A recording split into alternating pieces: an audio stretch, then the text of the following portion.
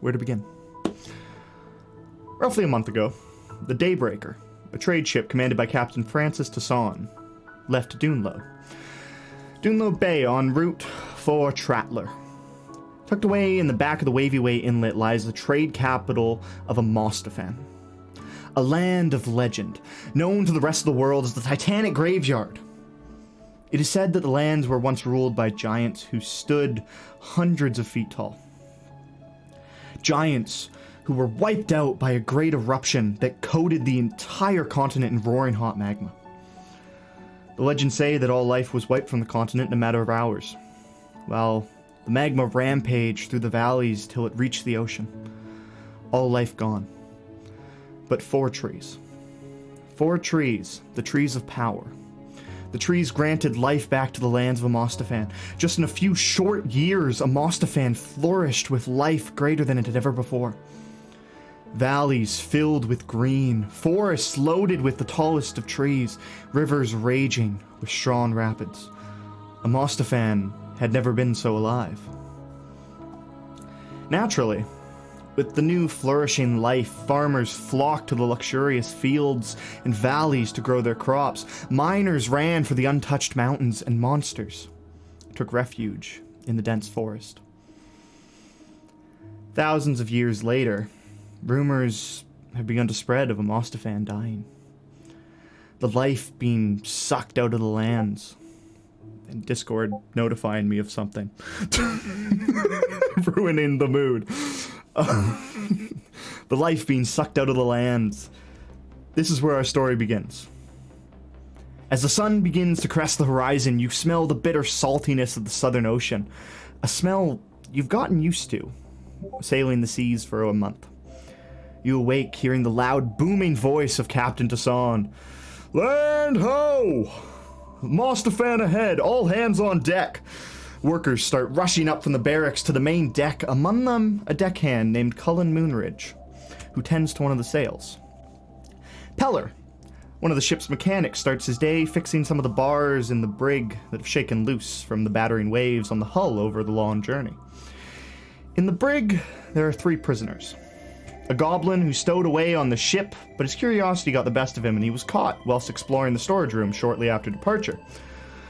The second being a shifter, who was successfully hidden for about a week till they were caught sneaking food. The third is one of the deckhands, who's been very ill for the past week. He was placed in the brig by command of the captain to assure an outbreak doesn't occur. His condition is worsened, he has developed a very nasty cough, and everyone is more annoyed by day. He mostly sits huddled around the corner, bundled in some blankets. He hasn't eaten in a few days, and people are starting to worry about him. Although, with everything happening on the ship, the only thing that's out of the ordinary is the ability that you guys are able to see land for the first time in weeks. And with that, what do you guys want to do? You can unmute now. Well, I think you should turn Discord on to streamer mode so that you don't get notifications. I think I should just turn off notifications because my streamer mode doesn't actually turn them off because I set it to that. Well, okay. Yeah. Oh wait, no, I can turn. Never mind. We're good. Okay. That's my bad. But hey, what do you guys want to do? Also, when did my stream end? What? It's still going. Not the no, like my Discord stream. Like a couple seconds ago. What the fuck? I didn't do. Oh, I don't know. I don't even fucking know. Yeah, music's back. There we go. Okay. So, what do you guys want to do? So I will immediately get off the boat. We are on land now, correct? No, you're in the middle. Okay. You can see the land. You're not. I can see the land. You can see it like in the distance. It's not like ever close. You're probably a few hours away from land still. Okay. I'll walk over to where I can see the land best and just stare straight ahead. Awesome. I assume multiple other workers. Yeah, no, workers have flocked to the front of the ship, just kind of admiring the land. Most people have never been here before. It's a new area, or it's not a new area, but it's just this ship. This is a new ship that hasn't done much trade before, so it's its first journey to Amostifan. I don't like this music. I'm sorry. I'm Jazz, change it. if you tab out of your YouTube, we can't hear it anymore. Oh, You need to keep it on like a separate like monitor or something. can you still hear it? Right now, yeah. Okay, cool. So I'll just keep it up then. Okay. Yeah. So Okay, so bit of a confession. My internet cut out right in the middle of you giving your monologue. Lovely. Did we know where Yask was, or I know Yask? Heller's like fixing bars or something. Yeah, you don't know anything about anyone named Yask. Cool.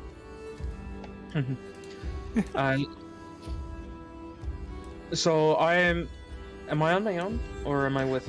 You've been instructed by the captain's asked you to fix like repair some of the bars in the brig. Just they've kind of shaken. They're not broken, but like they've started to shake loose.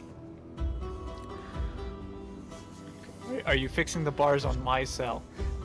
All of them. They're all just shaking loose. So they're just like he's been asked to fix to stop them from rattling, pretty much. I'm gonna need you guys to step back while I work on these. Oh shit. I'm just like sitting in the center of my cell, cross-legged. All right. Peller, you do notice as you approach the ship that the sick passenger is in the back of his cell, like right in the back corner. He's coughing. He's doing much worse than he has for quite a while. Are you doing okay? I'm fine. I've just. He's wheezing. He's like, you can almost feel like he can't even breathe, but he's insisting that he's fine. Damn it all. Come here, get closer. He tries to stand up, but he ends up kind of just the best he can do is a bit of a crawl. He's got a bit of a blanket like huddle over him, and he just kind of crawls over, and he's just coughing like just like the worst cough you've ever heard. I reach out to try and make contact with him. Does he get close enough? Yeah, no, he gets close enough to the bars. Yeah. I lay my hand on his shoulder and I'm going to cast Cure Wounds. Okay. I don't cast my magic for people very often, but you seem like you need it. Thank you. All right. We're gonna get to land soon. We'll get you a doctor. I'm fine. Trust. It's fine.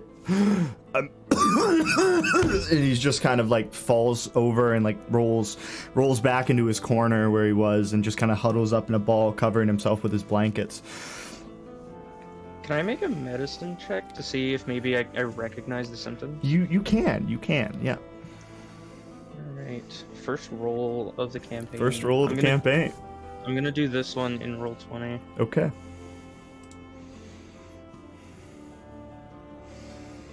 Alright.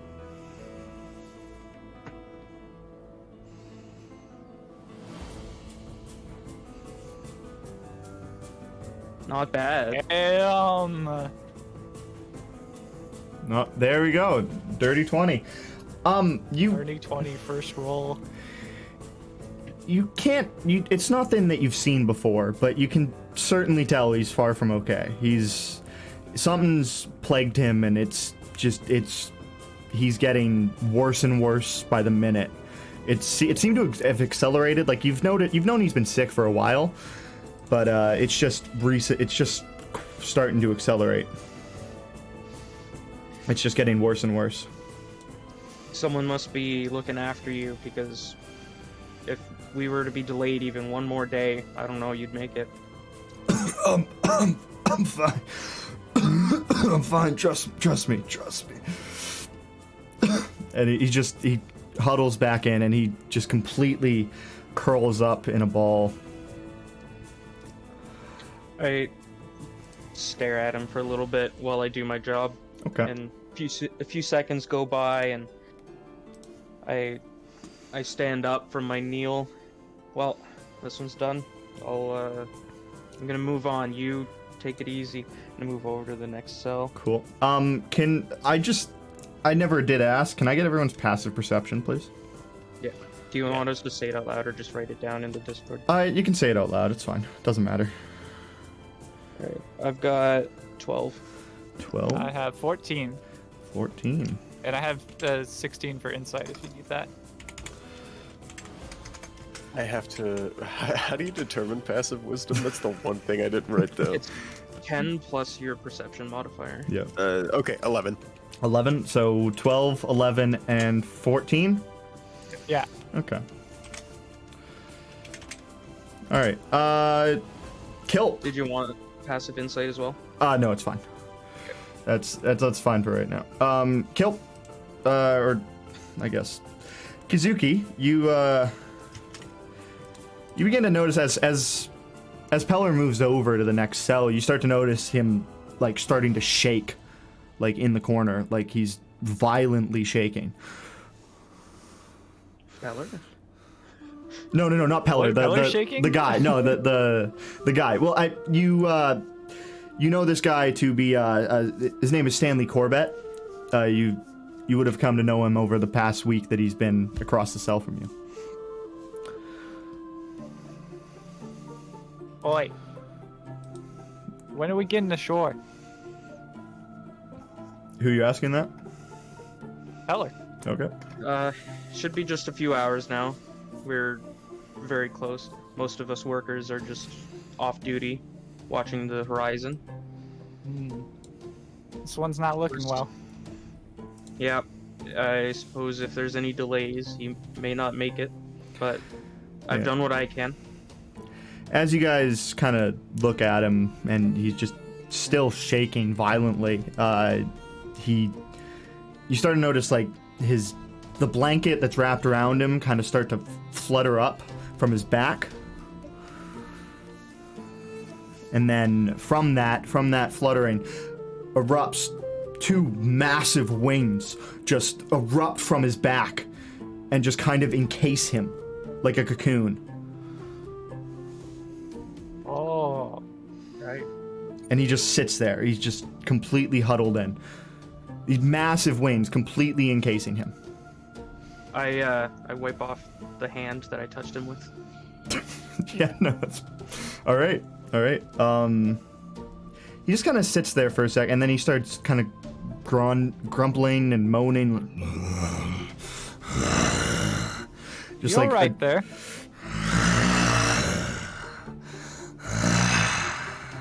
You just hear it getting louder and louder. And I'm gonna stand up and back to the other side of my cell. okay, all right. So is he in the same cell as Kizuki? No. You guys So he's on each have your own individual cells. He's in the cell across from Kizuki. Okay. Is there anyone of authority near here, or have they gone as well? Sorry? Is there anyone like a watcher who keeps track of the cells? Anybody?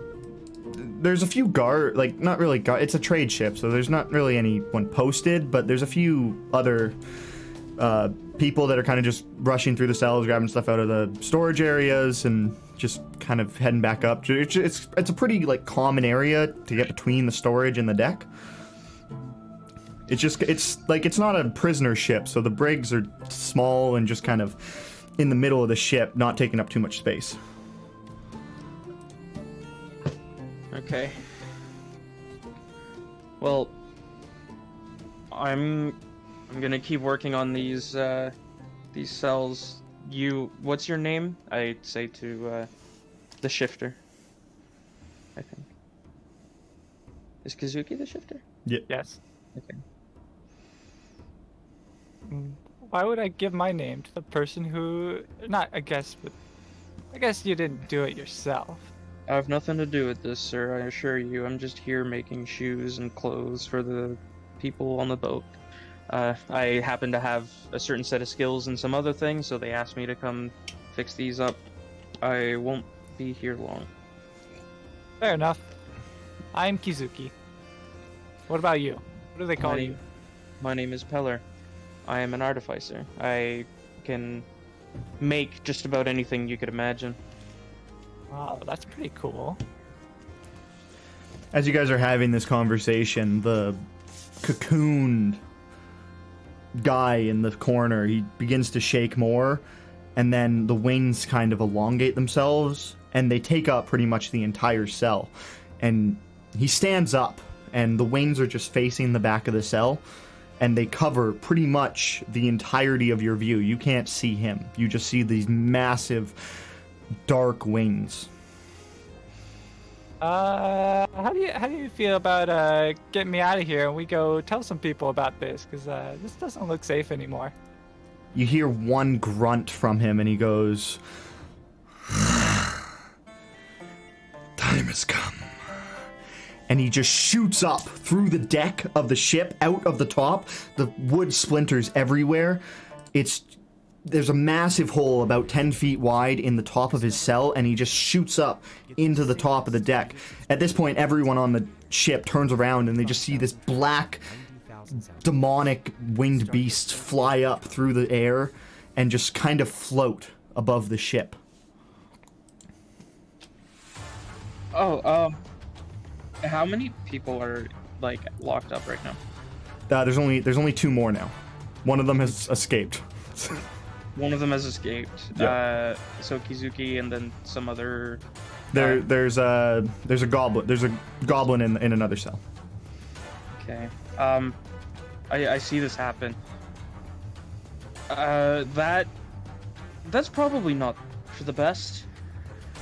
You know, it's not my place to do this, but just don't let them know it was me. And I do, like, am I able to unlock them? Like, was I given keys, or are there keys? The keys nearby? are hung up like 5 feet away. You could easily grab them. Yeah. All right. So I grabbed them, and I first unlocked Kazuki's cell. You better not cause any trouble. And I then. Yeah, thank you very much. Kazuki, It's once very you're appreciative. once you're let out of the cell, everything that you had on you when you came aboard the ship is just kind of tucked away in the corner. So any of your weapons or anything that you had, you can go over and grab. They're accessible to you now. Oh yeah, I'm grabbing those. All right. I like hold the key set tight, and I actually infuse a little bit of my own magic into it. From now on, until I decide to dispel this, anybody who touches the keys will hear a recorded message explaining why I unlocked the cells. Okay. That's cool. Cool. What did you just do to that? Just making sure I don't get in trouble for this. Ah. All You're right. planning ahead. You're smart. So, Colin, you are on the deck of the ship. So you see this monster just pop out, and he kind of like flutters around a little bit, and then he just perches on the middle sail and just stares down at you. And you can just get it. You get a sense down your back. It feels. You get a really bad feeling down your back. I move around to try and like position myself. Is he just focused on me specifically? Not on you. He's just staring at everyone. Like a panic has arose. There's like people are running around the boat trying to get to the other side of where it is and trying to get down into the ship, into the hull, and get away from it. And it's just he's kind of just eyeing out everyone, getting a lay of the land. Is he obviously going to be a threat? He doesn't look happy. He's kind of drooling from the mouth and just like nothing too like menacing right now. It's just he looks mean. Okay, I'm gonna just start shifting around the deck, trying to like not be too crowded by people if possible. And Okay. then I want to ready slip my hand into my pouch and just ready to throw a dagger when I feel necessary. Okay, cool. Are Kazuki and Pella, are you guys going to make your way up to the top of the ship? Yep. I unlock the goblin from his cell, and I lead Kazuki through the ship since I know how to make my way through. Okay. All right, that's fine. Yes. Cool. So as you guys make your way up to the ship, you come out kind of on the back end, and you can see, if you look up, you can see the beast just perched on top of the center mast. He's got his wings extended, he looks massive. Captain Tassan is just sat there at the wheel in kind of awe, just staring up, and he turns around and he looks at you, Peller, and he just goes, "What the fuck happened?" I'm not entirely sure, Captain, but this person was locked up in our brig. He was immensely sick, and I... Wait, that's Stanley? That thing is Stanley? Yeah, you would have known that was his name. Okay, yeah. Yes, sir. I have no idea what might have happened to him. Oh, God. But this doesn't bode well. Can someone do something about it? All right. Also, what is he doing out? And he points to Kazuki, and he's like, "What is the stowaway doing out? What's up with this?" I take out like a little like metal cube from my pocket. Okay. And like I don't answer him, and I toss it to the ground in front of me, and it kind of like more shifts into like a mechanical dragon. Ooh. All right. And then he's even more. He's like, "What the fuck is that? What? Oh, this is my first. Oh, God damn it! I shouldn't have become a captain. This is bullshit." And he just kind of like steps away from the wheel, kind of like in a whole like I quit type fashion. Like he just puts his hands up and he just walks to the back of the ship and just kind of stares out broadly in the back. A little bit of light, like it's almost like liquid light just seeps out from between my teeth and my fangs. I'm like, "Well, you asked me to do something about it, sir. I'm doing something about it." He just kind of walks away. Yeah, so this thing just is sitting up there, and as all three of you were kind of looking up at it, it just kind of does a 360, eyes around the entire area, and then just lets out a nasty scream, and it like piercing eardrum type scream, just so loud and horrible. You have to cover your ears, and it just flies straight up and then plummets down, and then just on the deck, it just starts eyeing you two up, Kazuki and Peller, just staring at you. And with that, I'd like you all to roll initiative. Make sure you move the little bookmark over to... I know how to do roll 20. I spent like an hour figuring it out.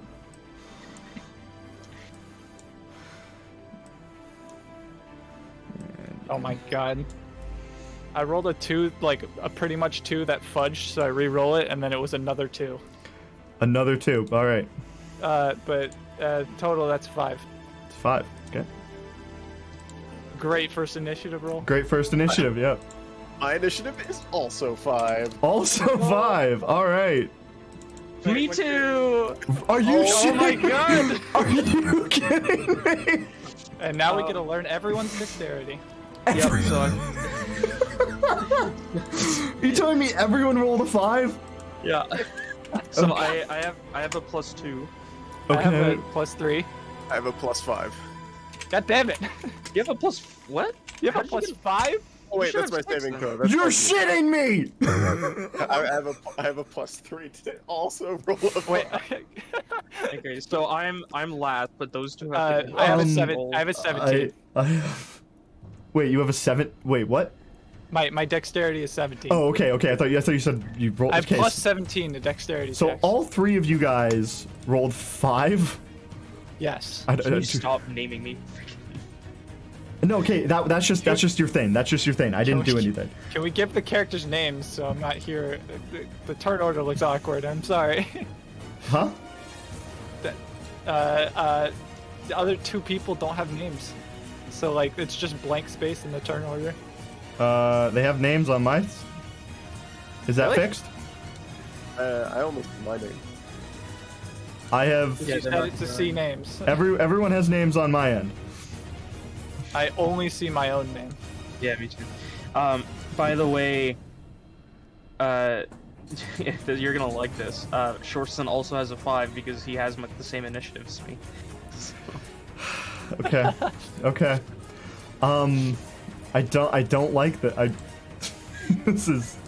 This is going phenomenally. Okay, so whose dex is who? Who's the highest dex? It's gonna be Kilt, me, Spy. Kill. Use fine. Okay. That is correct. All right. Kilp, this thing drops to the ground and just screeches so loud. It's a massive ship, by the way. Also, why do you guys? See that? Who gave out a second model for Kilp? Oh, we're over here. Oh, Yeah, oh, you guys are at the back of the ship. You're kind of like standing up by the wheel. Shorson kind of got thrown out in front of Spot. Okay. This is a massive ship, by the way. It's a ship that's like 200 feet long, so it's quite large. So, Alright. Kilp, what do you do? Okay, I'm gonna draw my katana, Okay. and I'm gonna run like over here, jump over the deck to get to the ground floor, and then Okay. I'm That's- yeah. going to throw a dart at it. Throw a dart at it. Okay. Roll the hit. It's gonna be a 21. 21. That hits. Roll damage. 5. 5 damage. Okay. Cool. Do you do anything else? Do you have any movement left? Bonus action? Just run up a little bit more. Run up a little bit more. All right. Cool. So that brings us to, where did the turn order go? And before you ask, I is. do have a movement speed of 40. Okay. Okay. And then that is going to be Peller. What do you do? Okay, I am going to just move Or forward. wait. Isn't it Peller First first? of all, I was supposed to go after. Oh, I fucked up. That's my bad. I'm sorry. Sorry. Go That's why I ahead. tried to Go ahead then. Go ahead. Okay, I'm just gonna move forward more towards the steps. I'm Okay. not going to jump over the ledge. No jumping. Okay. No jumping. No jumping. Let's see here. And then I am just going to attempt to throw a dagger. Attempt to throw a dagger. Cool. Roll the hit. That is a 16. 16 hits. All right. Roll your damage.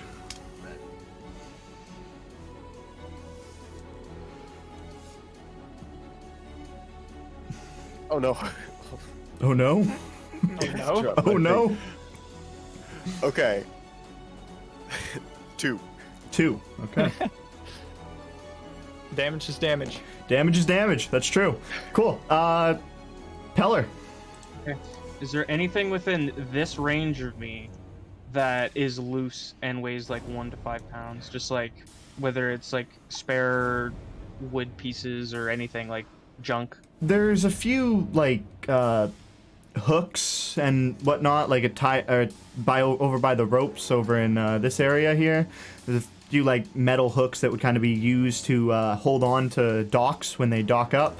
There's also just a few boards that are just laid out about like on the front over here, and then the captain's actually left his compass on top of the wheel there that you could grab as well. I will cast Catapult. I can choose any object that isn't being worn or carried and isn't nailed down. Okay. It immediately just gains a velocity and trajectory towards the enemy within 90 feet. So I Okay. believe that would reach. Yeah, that would reach. Yep. So the enemy has to make a dexterity saving throw. Just to make a dexterity saving throw. Okay.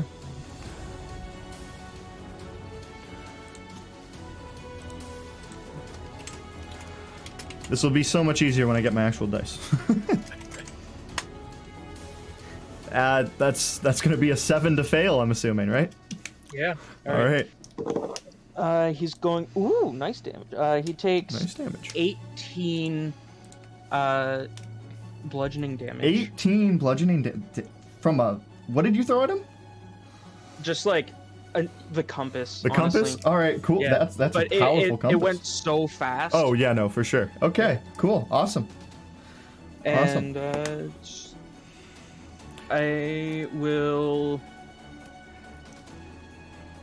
And I'm then gonna just like move like back here, maybe getting half cover. I don't know if it'll give me Yeah, half no, cover, but I'm you- going there. you'll have half cover from there, from the wheel and the mast together. And that will be my personal turn. Okay, and then Shorsum?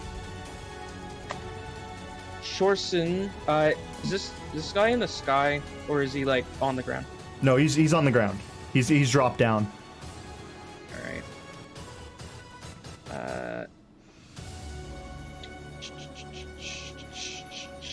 Yo, he's gonna move up over there, and he's just going to, like, the dragon like kind of runs over, and it just like lunges itself into the enemy and Okay. claws at it All right.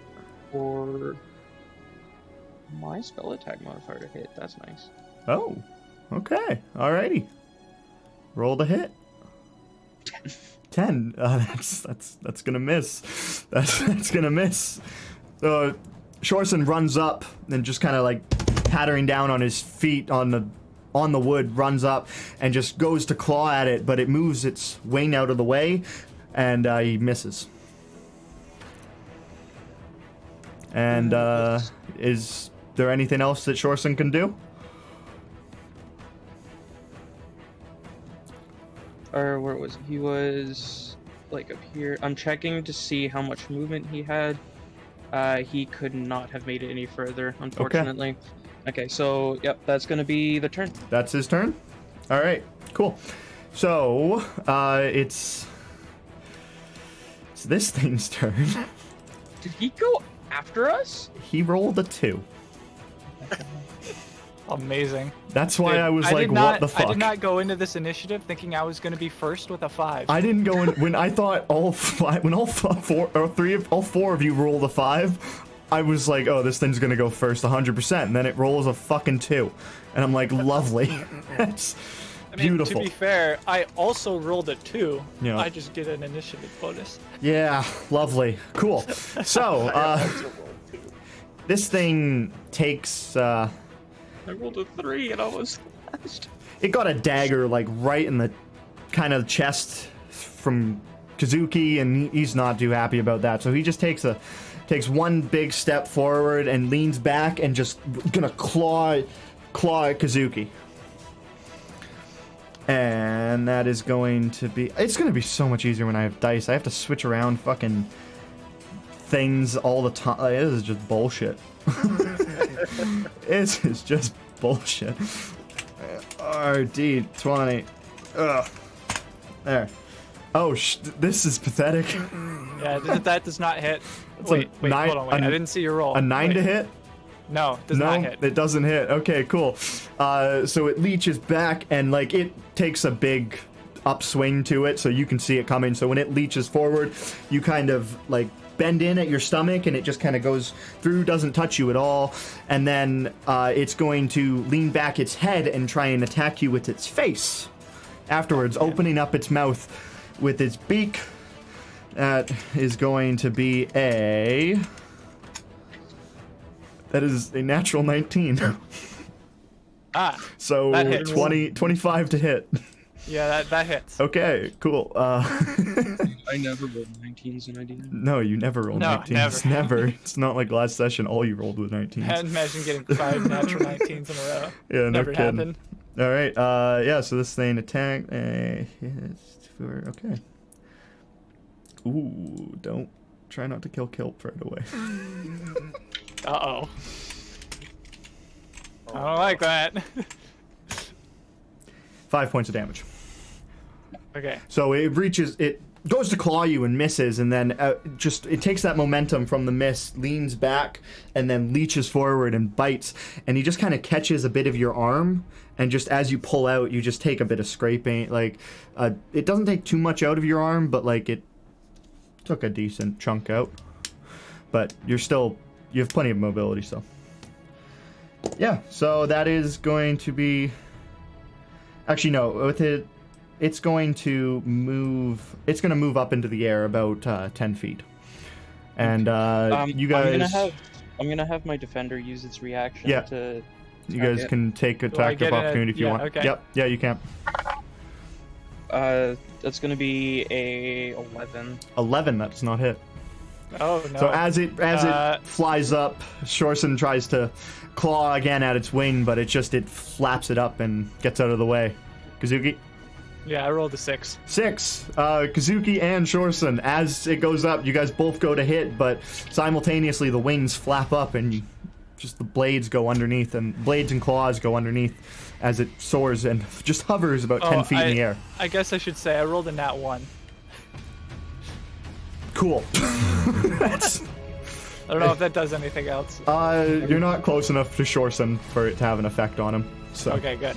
Yeah. Hit himself. I hit myself. All right, and Kazuki, you can go again. He's 10 feet up in the air? He's 10 feet up in the air, yeah.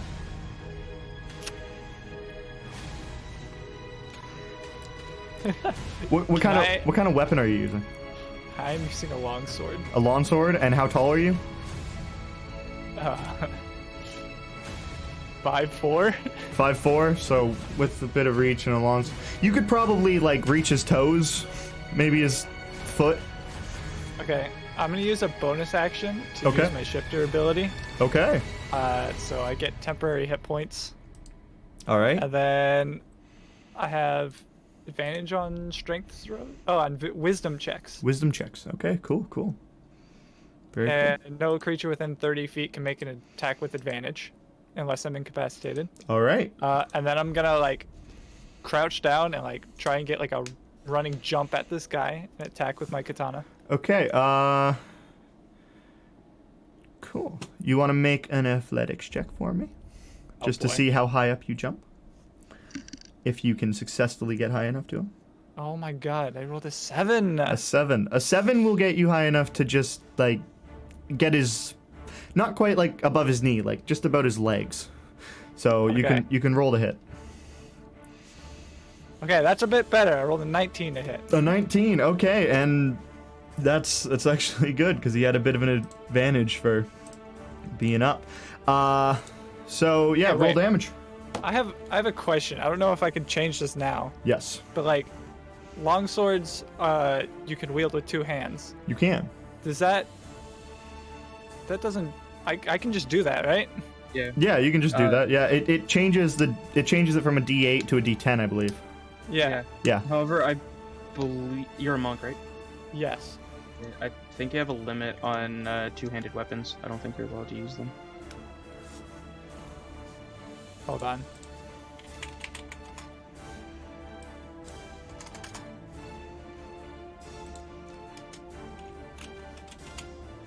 Uh, Should be under Kensei.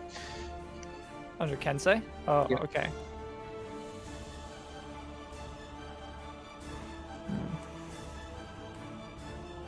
I apologize if I'm, like, no. getting... Okay. Yeah. It It's like... says they can be any simple or martial weapon that lacks the heavy and special properties. That lacks a heavy and special. Alright, okay, Okay. so then Kensei specifically can do it. Cool. Right. All right, roll the hit, mate.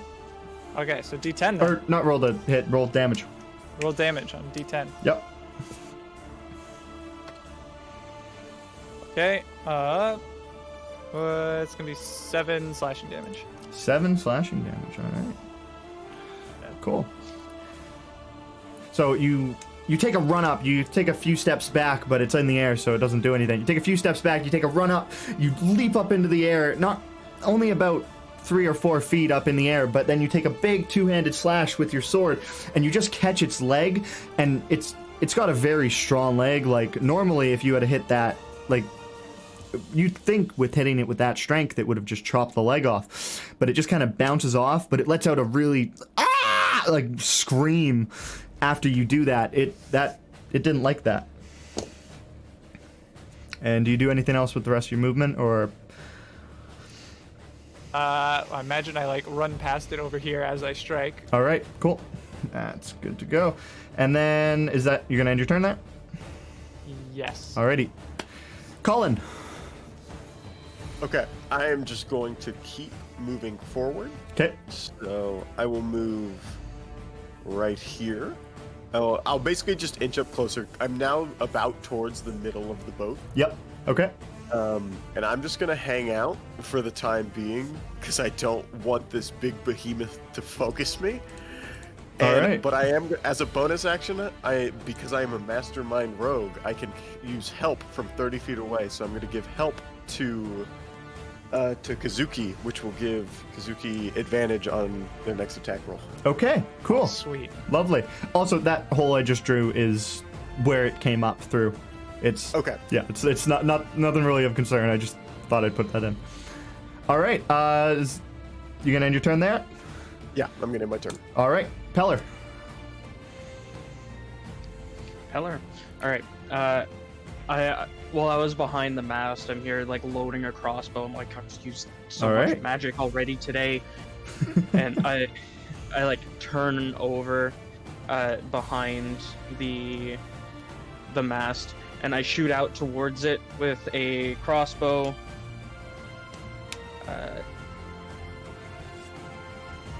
This is gonna be bad. Yeah. I shoot at it with my crossbow. I was getting a little bit like I was a little bit like hasty with it, Okay. and it like misfires.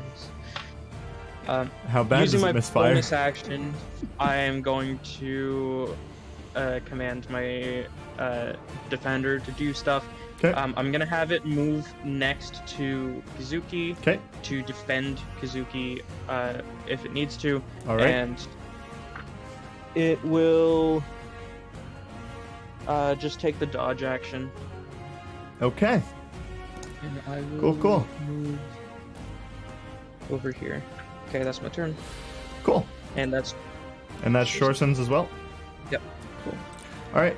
So the thing's just taking a thing to the leg, and as it looks up, it sees an arrow just like whiz past it, going through the sail, and it kind of looks out, and it sees you kind of like holding a crossbow, Peller, and he just kind of stares at you for a second, and then just leaches forward at you, charging at you with its beak open, going to strike your arm as it passes, and that's gonna be. Mistake, bud.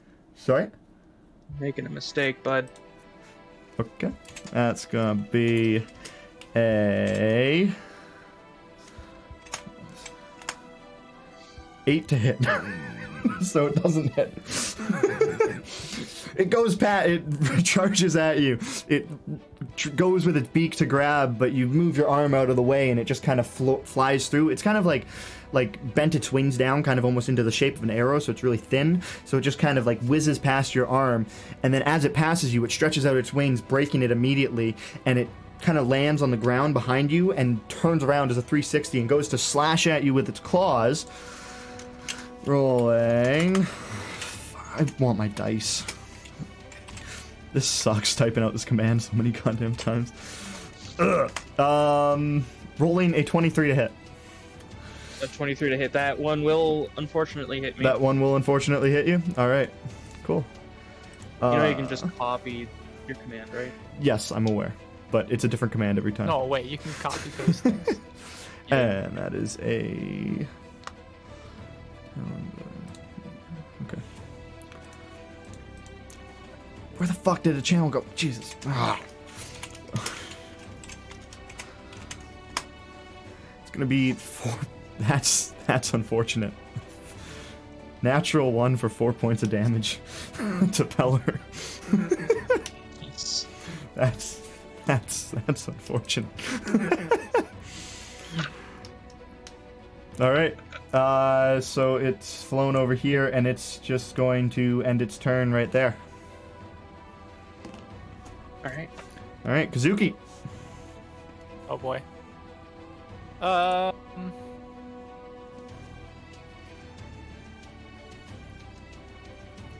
Dang it. Okay, so I'm going to run. I'm gonna run. Oops. Oh god, I'm messing everything. I'm just gonna run to the bottom of the stairs Okay. and then throw a dart at it from the bottom of the stairs. All right. Cool. Roll the hit. That's with advantage. That is with advantage. Yeah. Yeah. Oh my God, Spy! It's the It's gonna song. be a dirty 20. Spy! It's the song. Which one? It's the one from. Oh wait, never mind. Never mind. Don't worry about it. Don't worry about it. No, You don't know worry. the song. I thought it was a different song, but it's the song I used in the ad for the campaign. You just minimized your app. We can't hear it anymore. God fucking damn it. I got a dirty 20 to hit. Okay. Dirty 20 will hit. Roll damage. Oh boy, 4. 4. Damage is damage. I need a calculator. Fuck. I want to add, I didn't add my damage bonus to my first attack, but if you No. don't want to add that, Go for it. What was it? So it should have been an additional 3 damage. Additional 3 damage. I'll add that on. Cool. No worries. All right. And then I'm gonna use the rest of my movement to run up the stairs. Good on ya. All right. Yask. Or Colin, I mean. Okay, I'm gonna move over to what's this thing's name? Shorson. Shorson. I'm gonna move over to Shorson. It makes me feel very secure. It's a big it's like the size of you. It's a big fucking dragon. Just Yeah. completely made of metal. And then I guess I'm gonna throw another dagger. Okay. So I reach down and I pull out my dagger. Roll to the hit. which I roll a 18. 18. Oh, you Spy might have been a bit mad at you if you had failed that one. But 18 will hit. Roll damage. All right, I'm gonna just do it in here because math is hard sometimes. Oh, 7 damage. 7 damage, max damage. Hell yeah. Awesome. So you throw this. What is it? A dagger or? The dagger, yes. Okay, I so- whip a dagger out. So you run up next to this dragon, you kind of look at it and go, what the fuck are you? And you lean back and you throw a dagger right at it, whipping past Peller's head and just right into the chest of the beast. And it just kind of looks at it and just reaches over, pulls it out, and throws it off the boat into the water. Dick. You don't get that dagger back. Peller, what are you doing? I'm just All right. fuck. So,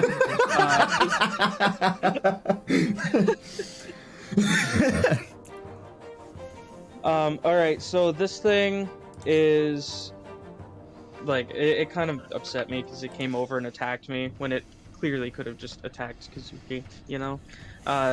Anyway, so I'm like leaned up against this wall and I see the dagger go into its chest. He pulls it out. I like grab at him and I'm like, I may have healed you earlier, but it's time I take that favor back. And anything in like, I want to say this range.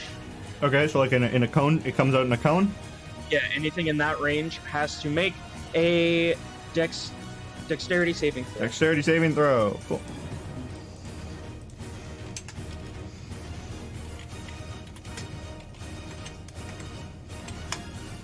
It's gonna be an 8, a fail. All right. It's gonna fail that. I rolled. I want my dice. My guy's rolling so bad. He rolled even worse on his health. Like, fuck. It was bad. He takes 7 radiant damage as Oh. like this liquid like light that was seeping from my mouth earlier. I let it out in like a dragon's roar, and he gets Okay. enveloped by it and like melts over him as the radiation just kind of like gets to him. Okay, you do that, and he kind of just like leans back into it and just takes it. And then, is that a consistent effect, or is that end? Is that instantaneous? That was instant. It was Instant. just Okay, so it's just like a blip Yeah. thing. Okay, so he takes it and then he leans forward and he just kind of goes, so we've come to play, have we? He just kind of starts he's got like a ton that's about probably 5 inches long, and he just kind of like it falls out of the side of his mouth, and he just wraps it around his beak, and then back into his mouth, kind of getting a bit of slobber on you. It's really gross. Okay. And Shorson. Shorson, he will move an amount of distance. And I guess you have movement if you want to use it. Yeah. Shorson's gonna go right over there. Okay. And is that 1 square or 2? That's 2 squares away. Unfortunate. And he's just gonna, take the dodge action. Okay, he'll take the dodge action. And that will bring us to his turn. I So, would say now that Shorson is left, I am very much more uncomfortable. very much more uncomfortable. I'm much more scared. My security is gone. So this thing was completely eyeing up Cullen over by the mast until this beam of just... He doesn't even know what it was, just hits him, and he just kind of... And then he looks at Peller and just says that he's going to regret that.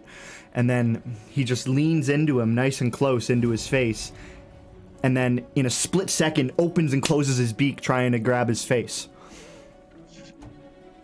Don't eat his face. Don't eat his... Not my face! Not my face! Oni-chan, not the face. Oni-chan, not the face. It's God. Why the fuck is he rolling so bad? Okay. With a natural 1, he opens his mouth so big, his tongue falls out. He bites down and he just bites his tongue off, and it falls down at your feet. And it just kind of like squirms there for a second, pulsating, and he just starts bleeding black out of his mouth, and he's just like, oh! And he takes exclamation mark RD. I'll give him the damage. He takes 6 damage from biting his own tongue off. It's like the most damage that's been dealt to him. No, the 18 at the start fucking was a lot. Oh, that's right. There was a lot. And he just kind of like stares at his tongue for a second, and then he looks back up at Spy, and he just tries to like throw him a bit. Like he kind of backhands him with his talons. And please don't fucking roll bad again. This is the most pathetic first fight ever. A 2! Why a 2? Hey, to be fair, this is great for us. It really is. He fucking leans in to fucking do a backhand at you, but you can see this coming from a mile away from like how the big windup he does. You just take like a step back and lean up against the backboard, and he doesn't even realize because he's turned his head. He flings himself around, and with the momentum, he slams himself into the side of the boat here. Just kind of like pushes himself over with his momentum, and he's just kind of leaned over the boat. And one of the spikes of like one of the pillars in the boat, in the side of the boat, actually pushes up against the hole in his chest that Cullen made with the dagger, and he takes... He takes 4 damage from that. Cool. And he just kind of leans over the boat, staring down at the water, watching Cullen's dagger sink to the bottom, and he ends his turn. And he is not facing anyone, so you guys can all have advantage on attacks against him. Oh boy. And he'll end his turn there. This guy sucks. And my phone just fell over. There goes my camera. Hello? I think Hello? we're good. I think we're good. You We're good? good. You good? I'm good. Continue. Keep going. Okay.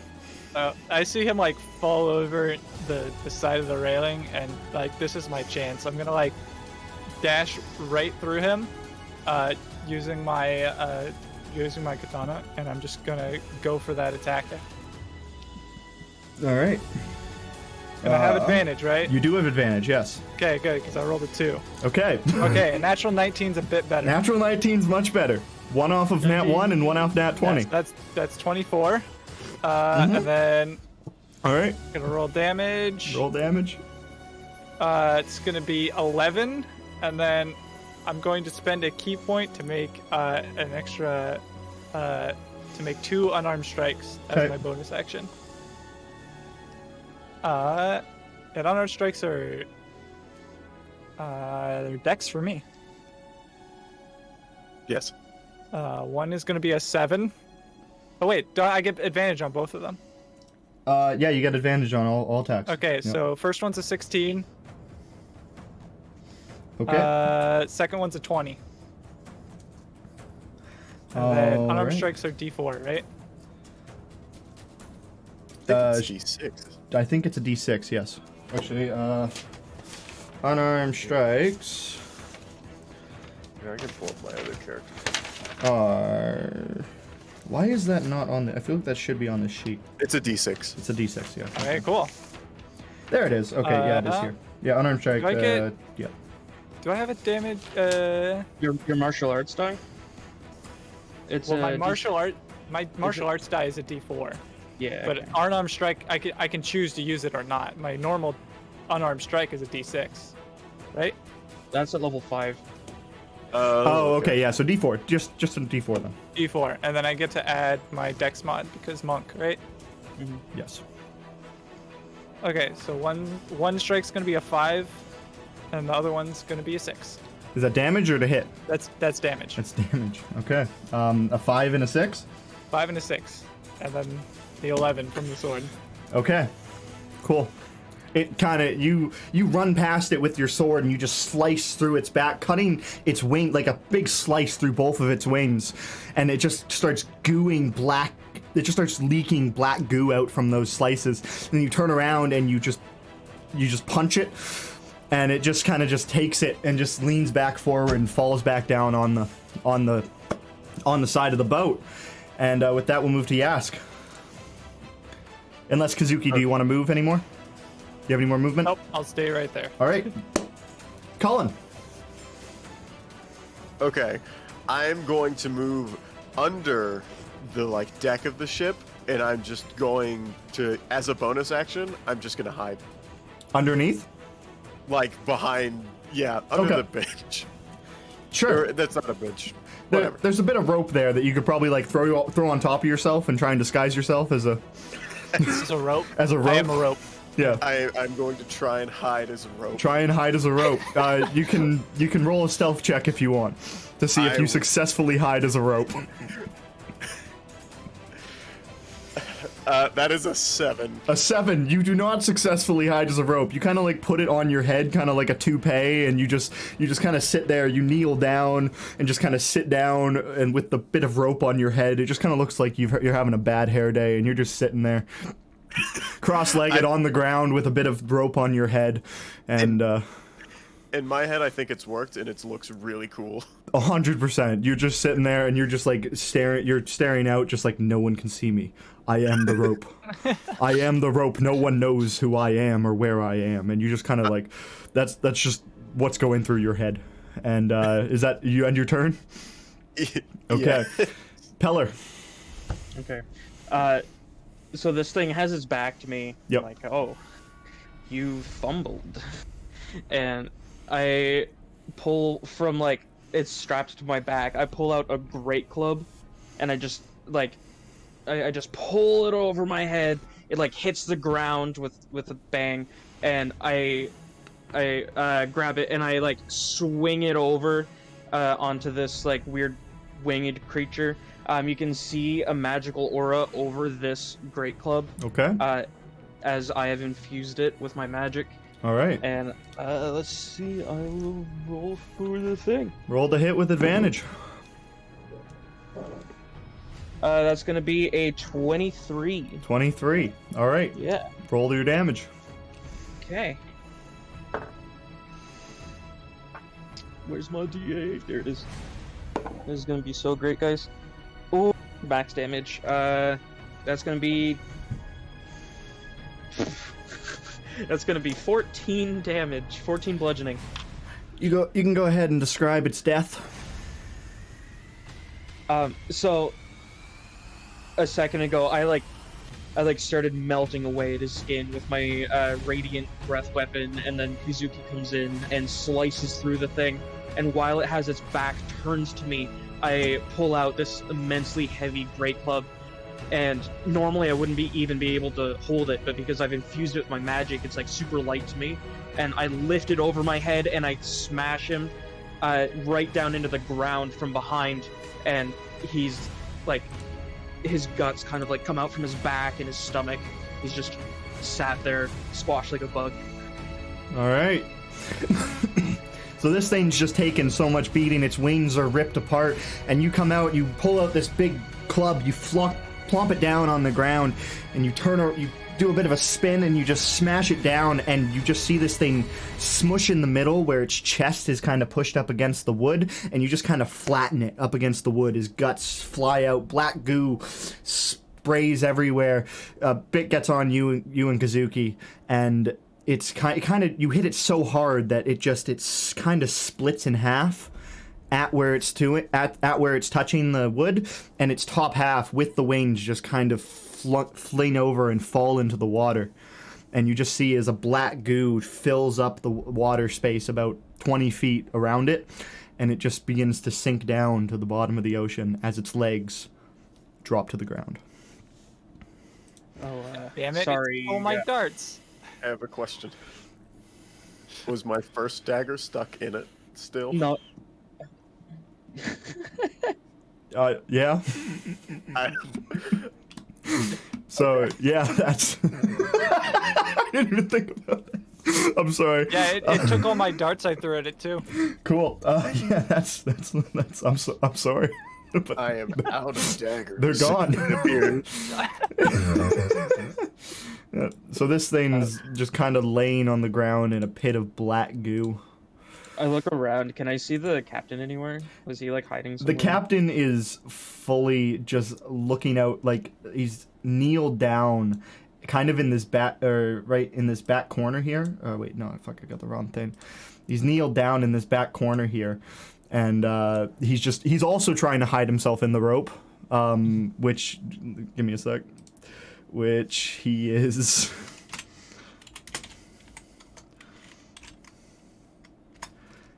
Doing extremely unsuccessfully, even worse than Jasper. He's kind of just wrapped it around his arm a little bit and just been like, I'm the rope, please don't attack me. And he's just kind of quivering in the corner. I look over at him. I'm like pointing at where I hit the ground with my great club. I'm like, hey, sorry if I broke that. I have many strengths, but woodworking is not one of them. And as I do that, I like sheath the great club, and I put my hand out, and Shorson kind of turns back into like the small tiny cube and like flies over to my hand, and I put it in my pocket. All right, cool. The captain hears you say that. He kind of just like stands up a bit, still like having the rope tied around him and trying to like be tiny, and he just goes, Is it gone? Is it gone? I took care of it. It's fine. Okay, and then I wouldn't have been able to do it with these two, without these two. would have been able to do it without these two. With these two. I didn't need Dude, these if fuckers. If these guys were here, I totally wouldn't have been able to do that. No, it's like, yeah, I wouldn't have been able to do it if it wasn't for these two helping. He kind of steps up and he moves over and he comes over to you, Kazuki, and he goes, "Thank you for saving my ship. I'm very sorry I locked you in the brig." I just kind of like turn my head to the side and just go like, and then I wipe the black ooze off of my katana and sheath it. All right, cool. He's kind of like, you don't need to go back in there. You can roam freely on the ship from now on. I do apologize. And then he looks over to you, Peller, and he goes, Don't, I didn't let a goblin go. I'm sorry, the goblin. And then he sees kind of like at the other end of the ship, the goblin's just kind of running around like along the back wall here, just like running around above the hole, like looking down into like the in hole. Circles? Yeah, just kind of like circling the hole, just looking down into it and just being like, "Whoa!" And then the captain sees it and goes, "What the fuck? Why?" Well, see, it was for their safety, and I expected them to help. One of them did. And he's like, it is what it is. It's fine. He's a goblin. He won't be too hard to put back away. And then he looks at he looks at you, Cullen, and he goes, "Thank you for being the only one who didn't cower. All my other deckhands, I'm willing to bet, are pissing their pants down in the bottom of the ship right now. Thank you for that." It's no problem at all. I like your rope trick. Great minds think alike.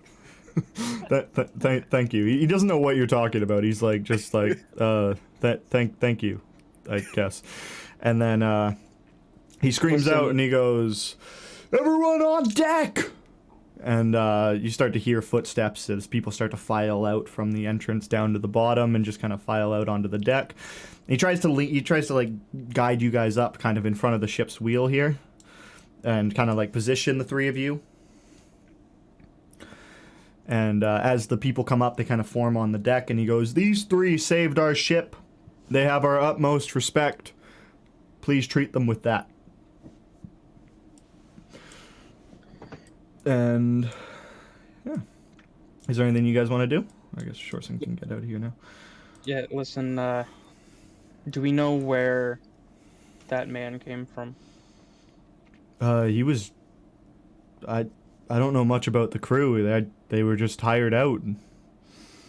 You could ask the guy who does the finances. He's should be down in my office. He hired everybody. I'm just commanding the ship. I know the waters. See, trying to figure out if that was an innate ability of his, or if that was a curse placed upon him because he was very ill. I appreciate you looking into that. Thank you. And people on the deck start cheering and going like, "Thank you!" And they see kind of like the black goo form in the back of the ship, and they're like, "Gross!" Just kind of like not everyone's like kind of like doing like the not it to clean it up. I'm like looking over at like the rest of the deck with everybody standing there. I'm like up here. They're all looking at me. They're like, "Thank you," and I get ready to say my words. I'm like, "For the rest of the day, my shoes are half off. Come see me." And everyone kind of just like looks down at their own shoes and goes, "We need new shoes. Thank you." Yes. And they kind of just file back up and start tending back to the ship. You guys are getting quite close to the rocks and to the shore. There is an inlet that you have to go into, so it's quite technical. So they're starting to get ready with the sails and everything to kind of like command the ship through the rocky inlet. So I believe I haven't really met the two of you until now. I asked you your name, but not you, and as I say to Swed's character. My name is Cullen. Cullen. Nice to meet you. Who might you be? My job is to make My name is Peller. I work on this ship, as do you. I make clothes and shoes, and I have a few other skills up my sleeve. I'm just here for maintenance. However... I've definitely seen the skills. Yes. Well, I appreciate the help, and I'll keep you in mind if anything else happens. Please do. So how'd you make that dragon? Oh, it took me a couple years to figure out the inner workings of it, but I've gotten good enough so that if he ever breaks, give me a night and I can stay up and work on it, fix it up in no time. He's my companion. He has a limited artificial intelligence, you might say. He does not think for himself, but he can follow orders just perfectly fine. It's a better dog. In the future, if we get into another scrap, stay near him. If you are next to him and something tries to attack you, he can body block. I'll keep that in mind. Thank you. Captain, how much longer until we get to land? Looking at it, we're probably about 15 minutes or so from the rocks, but then once we're in the inlet, it's another about hour journey into the into Trattler. Ah, If you don't mind me asking, I do have some business in Trattler. If you could do it for me by chance. all right. I wish to get I've to know seen your these- skills, and I'm very impressed. I trust you with my deeds. I'll take this request. I do wish to take these two along with me. Of course. As they have proven to be of use. I wouldn't want it any other way. What business do you have? Some business with a old friend. Lord Keldrin is supposed to be meeting us at the docks. He's kind of runs things in Trattler, so he'll be able to inform you a bit more. Yeah. So is there anything else you guys want to do, or do you just want to wait out the voyage? I'm just like wandering around the ship now, looking at what everyone's doing. Okay, yeah, this is the first time you've kind of seen the whole ship, because you've kind of been well, before you were put in the brig, you were just hiding out in the storage area, and you haven't really seen much of the actual deck. Maybe at night sometimes you snuck out and you looked around, but you haven't actually seen the deck, so you can Dude.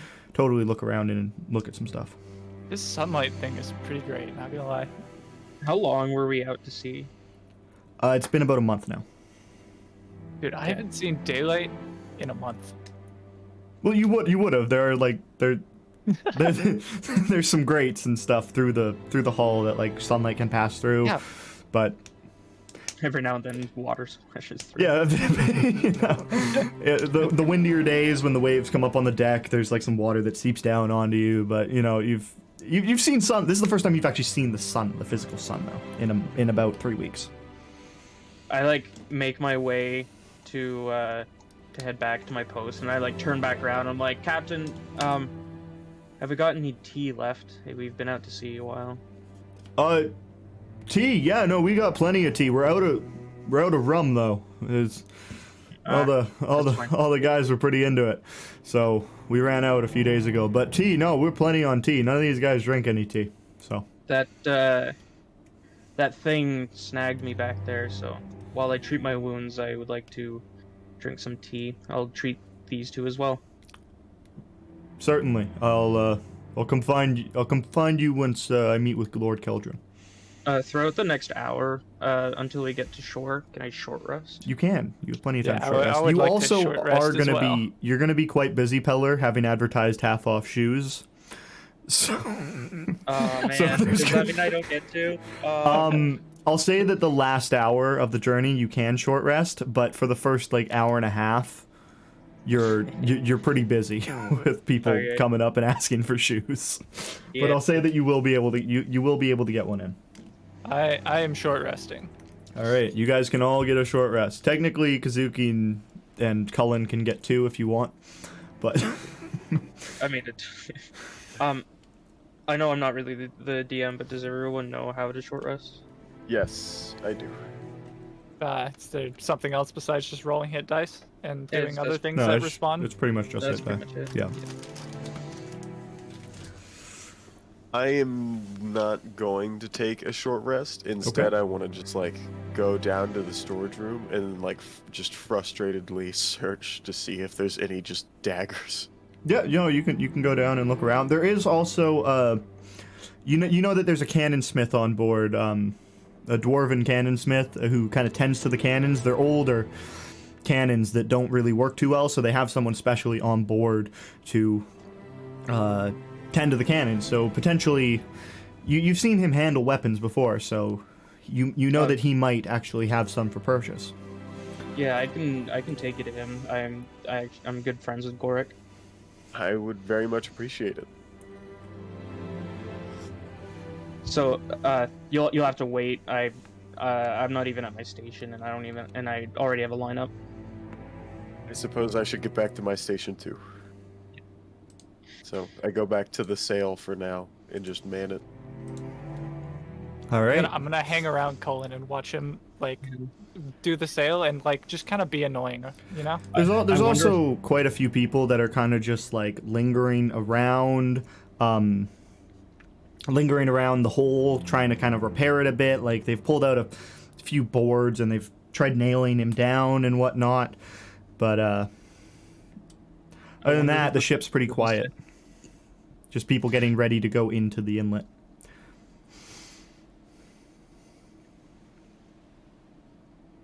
By the way, Jazz told us not to, but I peeked and you're literally covering like 2 of the characters on your stream. What? Yeah, you see Zag and Yask. What? What? Yeah, What do you mean? on your stream you can only see Zag's character and Yask's character. The other ones, oh, never mind. What? I refreshed and the video fixed itself. Wait, what do you mean? What was wrong? I don't know. Was it like smushed? Like the bottom was cut off? Is it- The resolution on mine was like Oh, weird, and I okay, refreshed okay. it. Because I'm like, everything's locked. Every single asset on this page is locked. I can't move it. Okay, yeah. Like, unless I go out of my way to move it, it can't move. So, I was referencing Kazuki's health, and I was like, okay. yeah. Like I was like, where is it? All right. So, is that all you guys do, or like, Peller, do you Yeah. like show them to the cannons to Gorik on the way to your shop? Yeah. So like for the first little bit, oh, like on the way. Yeah, sure. I'd like show them like where on the way. All right. Yeah, so I like see my post like over in the distance, and I see like 10 people already in line. I'm like, another like minute or 2 won't hurt, and I like lead, you know, the person whose name I didn't remember to Gorik. Okay. So, Colin. is Kazuki going with you, Colin? Or are both of you going? I'm Alright. going. Okay, so Cullen and just following Kazuki them around. are going to see Gorik. Yes. All right, so you guys roll up. Gorik's kind of just chilling there. He's kind of like scraping a cannonball, just like kind of fixing it up so it's more round. He just kind of looks at you and goes, "Hey, so that was you guys that dealt with that thing up there, right?" Yep, your materials helped. Colin, this is Gorik Icemall. He provides me with a lot of my materials. Nice to meet you, Nice to meet you. He's quite a small dwarf, and he kind of just like he kind of like gets up on a bit of a stool and he puts his hand out. And he's like, "So, what can I do for you?" You see, the sea has eaten some of my daggers. Oh, All of them, in fact, and Shit. I need more. daggers, you say? Well, I got a few of them. They're not the best. I could probably spend a bit of time sharpening them if you can wait like 10 minutes. They're like Nice. minus 1 daggers. I sure can wait. All right. Do you have money? Or actually, no. I'm sorry. You saved the ship. It's on the house, plenty. Yes, it was me that saved the ship. Yeah. I greatly appreciate you, man. Like, thank you. Gorik, have you been drinking again? What kind of a question is that? You see this bottle? Is it full? You see a very large, like, bottle of whiskey that is completely empty.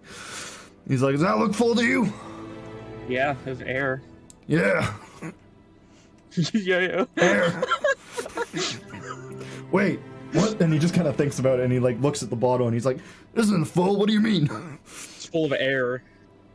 I can't drink air. Fuck you, man." And he just kind of throws the bottle down, and he just kind of looks up at you, and he goes, "All right, how many daggers do you want?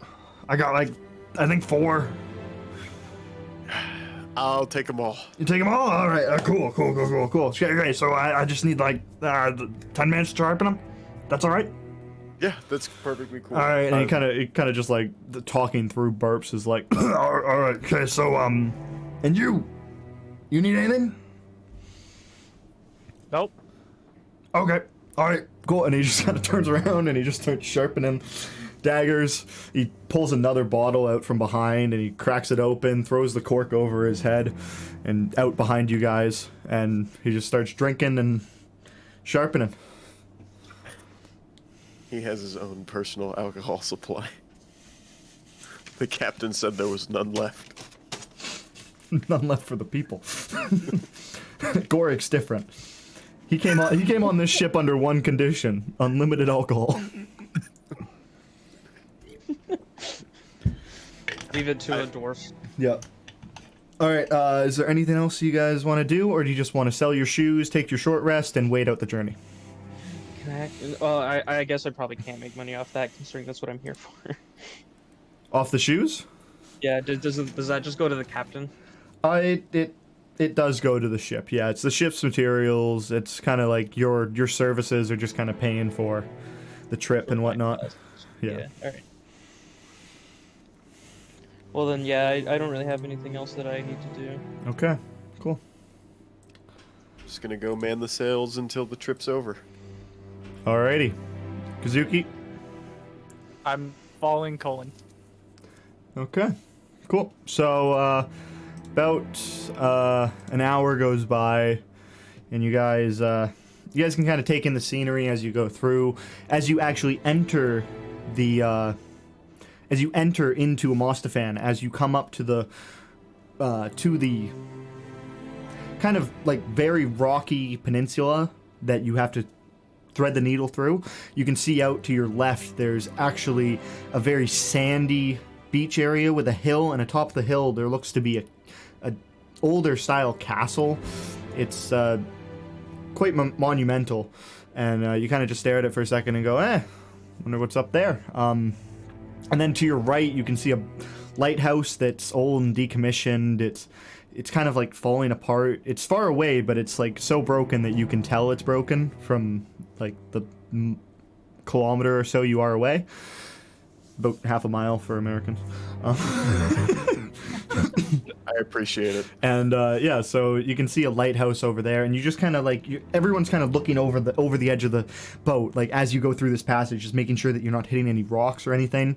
And let me just.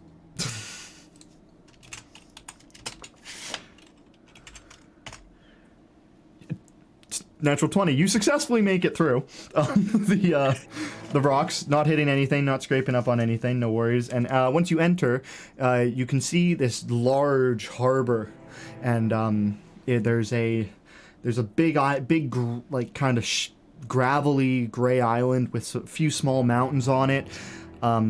To your right, and then dead ahead of you, you can see a kind of jungly looking island, like it's sandy with some trees. That one's way in the distance. It looks quite tiny. You can't even quite tell what kind of trees they are. You can just see some green on top of some sand, and then to your left you can see another inlet. And as the ship starts to turn towards that direction, you can tell that that is the way that you're actually going. And the ship turns into the inlet, into the Wavy Way inlet. The ship has to like steer around a bit, and then it opens up into this large bay, and you can see at the end of the bay the city of Trattler. Quite large city, not incredibly big, but there's a massive harbor with ships lined up, and a smallish quite town with a bunch of vendors, and then atop at the back there's a bit of a castle area, and as you come closer and closer, the ship begins to slow. As the people of Trattler see you guys approaching, they start moving a ship down and clearing a path for your entry, and you successfully enter into the harbor, tie yourselves up, and kind of the workers are kind of like, oh, that's a good day's done, and they start going down into the bottom of the ship to grab their things and head into town to rest at the taverns. It's starting to get night. It's probably about, say, 7 or 8 o'clock in the summer months, so it's still light out, but it's getting late. Well, are you two going to be tagging along? Sure. Yeah, I definitely will be. The captain asked me, well, you were there, the captain asked us to find his friend. I believe Keldrin was his name. Yeah, you can, are you guys gonna head out onto the deck of the ship? Yes. Okay, so as you guys head out onto the deck, the captain kind of waves you down and goes, "Hey, over here!" He calls you over to the back of the ship, and he just goes, "We got here a bit later than expected. I don't think Keldron's going to be meeting me here, but if you want, you can just take care of it yourself. I can tell you where to go if you want." Or if you want to wait till tomorrow to actually speak with Lord Keldron, we can do that as well. Lord. He's the Lord of Tratler. He oversees everything. He logs everything. That's his house up at the top of the hill, and he points kind of to the, not so much of a castle, but it's just like a mansion with a big view tower atop. There's a kind of a fence, or not a fence. It's some stoned walls in around the front with a big gate at the front. He says that is Lord Keldron's abode. Oh. Well, I haven't stretched my legs on dry land in a while, so I am willing to go, but it depends on these two. What do you think? I think walk could do me pretty good.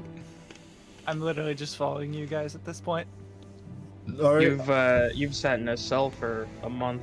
It'll probably feel great to run around. Oh yeah, dude, that fight was great. My legs have been stretched. They need more though. And so Captain Tassan kind of points out to the actual harbor. I can show you guys what you are looking at. If I just find my maps. Where are my maps? My maps. There we go. So let me just send this out to you guys. So is that not gonna? Hello? Hello. Did my my Discord didn't just crash. I thought it did. No? Okay. It doesn't want to. Let me just. Cool. There. So you guys. He points out, and you kind of overlook this city of Tratler, and he kind of points out to you how the city kind of works. He says there's two sides to the city. One of them is more occupied by nobles, and one of them is more occupied by the poorer folk. In the noble side of the city, you'll find the Prudent Protector. It's a tavern that I spent a bit of time at in my youth, and the owner there knows me and has something of mine. If you could retrieve it, I would appreciate that. I'd also appreciate if you don't look at it. Don't look at It should what? be it should be in a chest in the back. I put it there a long time ago, and they've been keeping it guard for me. Their name is Desire. So here, and he kind of like, sorry? I missed what item it is that we're not supposed to look at. It's just an item that is in that he left there. So he's not telling you what kind of item it is. It's just something that was left there by him, and he wants it back. And he kind of he gives you a bit of a parchment out of his back, and he kind of signs it at the bottom, writes a bit of thing on the top, and he hands it to you. You open it up, and it just says, I, Captain Francis Tassan, give permission to these three travelers to take my item. If you have any problems, come see me at the docks. And then he signs it his name at the bottom, he rolls it up, hands it to you, and Can you say the name again? Captain Francis Tassan. Francis Dasani. Yeah, and it's Water. Desire is who you're looking for. She is the owner of the tavern. Alright, I'll make sure to remember all that. All right. If you have any problems, come back and see me. I need to tend to the ship all night, so. Okay. So we're on land now. You guys are docked. You haven't left the ship yet, but like if you want, you're more than welcome to leave the ship now. Everything's docked and you're good to go. I start getting off the ship. Okay, cool. As you get off the ship, you look out and you guys are parked up on the Noble side, and you can see out and you just see these beautiful buildings that look just phenomenal. They're newly constructed. They look well maintained. They're made with the highest level of architecture. It's unlike stuff you've seen from where you're from. And you look out. You don't see the Prudent Protector where you are at the moment, but you can kind of see down a few paths and potentially, just as long as you wander the Noble area, you assume that you'll be able to find it. All right. Well, And the castle's on the opposite side of town, right? The castle's at the back of town. Did you guys find the map I gave you? Yeah, I do see it. Yeah. So that the gate at the back, that's where the castle is. Okay. It's not mansion, we'll call it. Okay. Yeah. It's not a big castle. It's just a big house. I like step off the boat. And I stretch.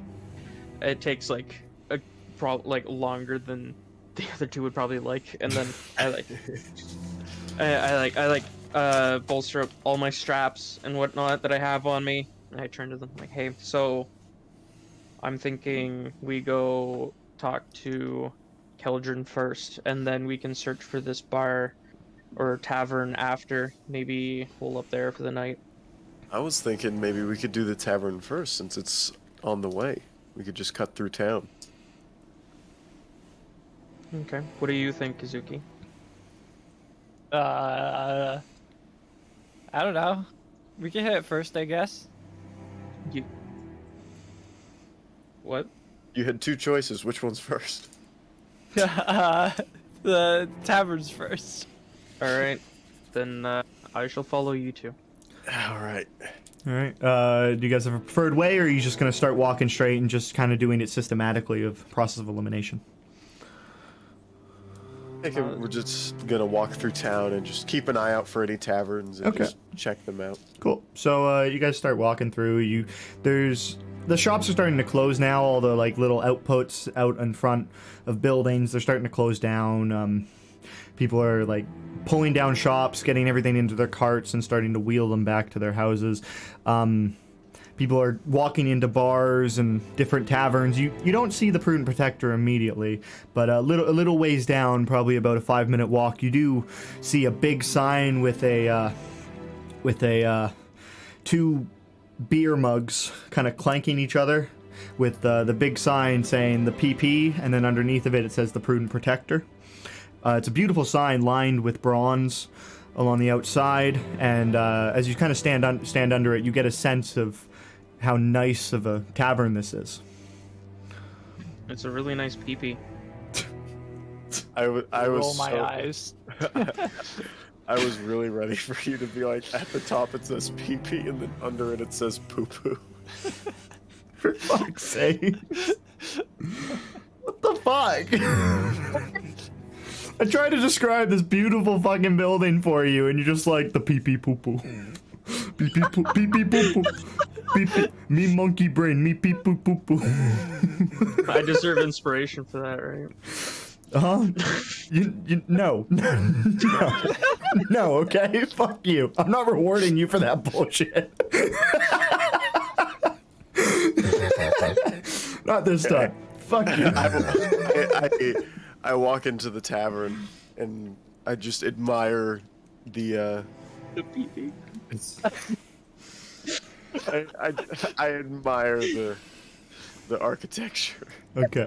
As you walk in, you can see large wooden beams that the inside is very rustic looking. The outside looked very noblest, but on the inside it looks quite not old, but just designed to look old, but it looks brand new still. It's very well kept. There are large wooden beams that run across, and these massive chandeliers that are oil lit. At the bar, it's quite full. There's a few spots empty at the front, and you can see a bartender at the front, kind of cleaning out a glass. Most of you would recognize this race as the Tabaxi. If you don't know what that looks like, just look it up. It's like a leopard. And as you enter, you see them, and they kind of look up and go, "Oh, hello, welcome, travelers, I presume. I don't recognize you." Colin, you hear like in the back of your head like my voice, Ooh. and I speak to you telepathically, and I'm like, I'm not the best at introducing myself to new people. You look more presentable than I do. How about you take this? I hear it, so I just walk up to the bar, and I say, "How's it going?" It's quite well. Business is good. Can I help you with anything? Do you need a room? Would you like a drink? Would you like some food? We might stop by again later, but right now we're actually looking for Desire. Oh, Is she in? nice to meet you. That's That me. works out. That's me. Hello, Burning Desire. Nice to meet you, Cullen. Cullen. We've cut. Our Captain Francis has just docked, and we've stopped by to pick up something for him. Francis. Francis. I pull out the letter he gave me. Say, listen, he gave us his seal. Read this. She kind of takes it and she unfolds it and she looks at it. She goes, "So he came back. After all these years, he finally came back." We've been out on the ocean for 30 some odd days. Yeah, and he's been gone for about 20 or so years. It's been a while. I don't even recognize the name anymore, just the memories. And she kind of folds up the letter and hands it back to you and goes, "So he wants it back, does he?" Yeah. Alrighty, come with me. And she leads you into the back room, and there's she moves a bunch of barrels of beer and wine and just kind of stack them up at the back. And in the very back of this storage room, there's an old chest that's about probably 1.5 feet long. It's not a big chest, but it is like it's big enough that one person could handle it. And she kind of gestures to Cullen and goes, if you don't mind, my back has seen much better days." I don't mind at all. So Thank I you. go and I pick up the chest. All right, and she kind of ushers you out of the storage room. She closes the door behind you. The chest, as you pick it up, you kind of get a look at it. It's really nice. It's like made of a very fine oak wood. The grain is beautiful. It's lined with steel and aluminum on the outside. There's a big lock on the front that's about 2 inches thick of steel, holding these steel bars that go over top of the chest on top of it. And just from a glance, you can tell that something of great value is kept inside of this. I look at her and I ask, "Do you know what's inside of this?" Dearie, no one will ever know what's inside of that. And Does she just Captain know? He's the one who put it in there. But he told me never to look, and I respected the man. So I never I looked. understand.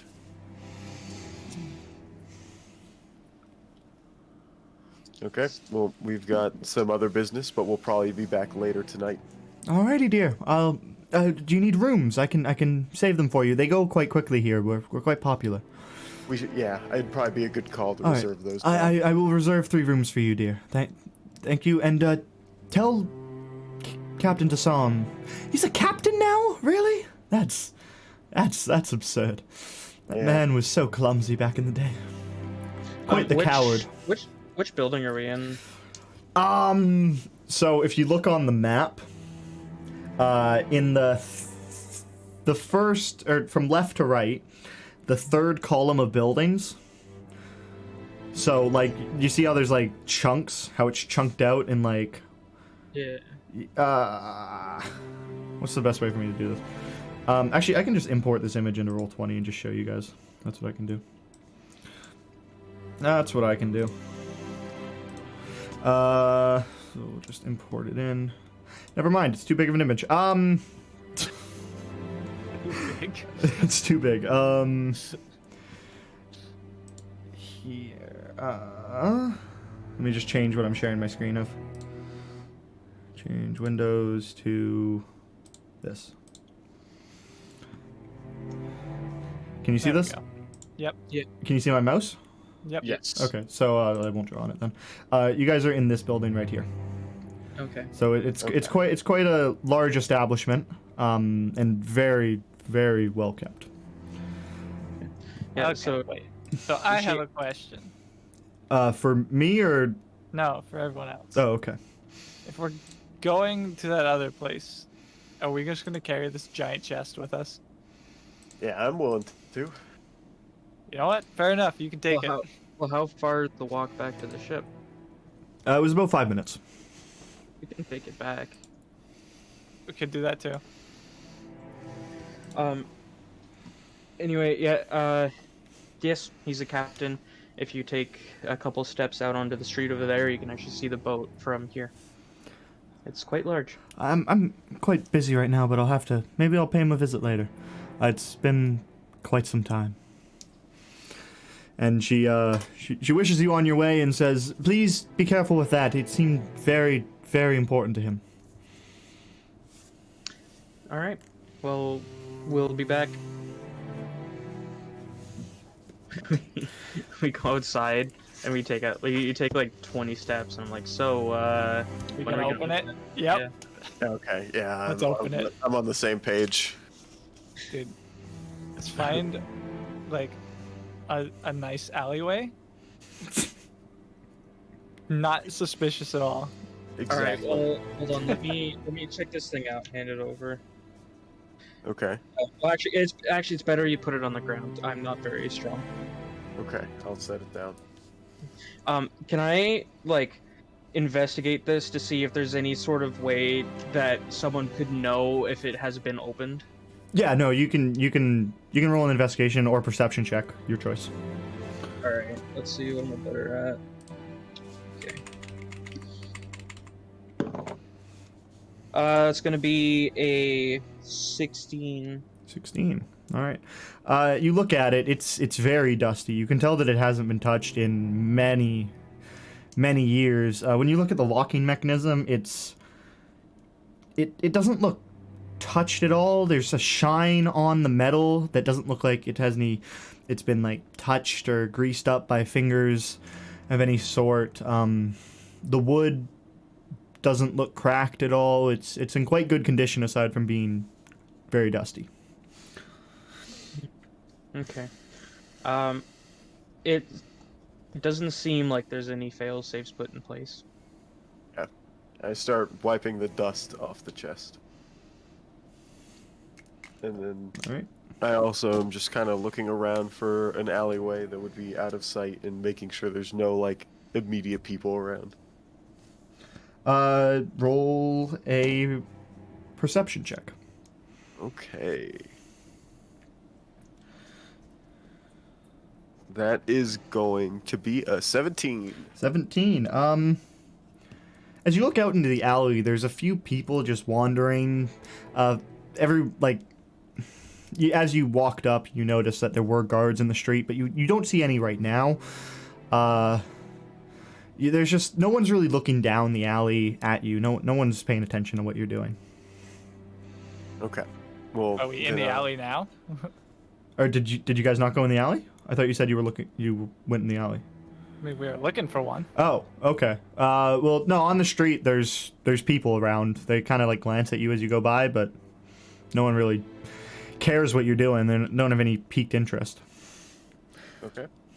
And I'll start to walk down the alley, and once I get to about the middle of it, I'll set the chest down off to the side, not in the middle. Okay. And I will pull out my lockpicks, and I will attempt to open it. All right. I have a question. I also have proficiency in thieves' tools. Can I help him with that? Can I to give him advantage? You can, sure. All right. Okay. Well, it's a good thing I had that because I rolled a 2. Ooh. All right. And I'm gonna be honest, my second roll ain't much better. That's unfortunate. uh, oh, Yeah. no. okay, that's a really. Oh wait, this would be a sleight of hand, right? Yeah. It was actually thieves' tools. Thieves' tools is its own skill. Oh, Okay. okay. Yeah. Okay. But you should What- have proficiency in it, so it would be like any Plus- dex skill that you're proficient in. Yeah. It's your dex modifier and your proficiency. Okay, so that's a 10. 10. You kind of jiggle it around, maybe for 20 seconds or so, just kind of trying to pick this thing, but it won't go. Doesn't seem to Okay. be a lock that maybe you're familiar with that you've picked before, so it doesn't come to you. This doesn't seem to be working, so I present Plan B as I like halfway unsheathe my sword. Well, let's not break it. Ah. But I want to know what's inside of it.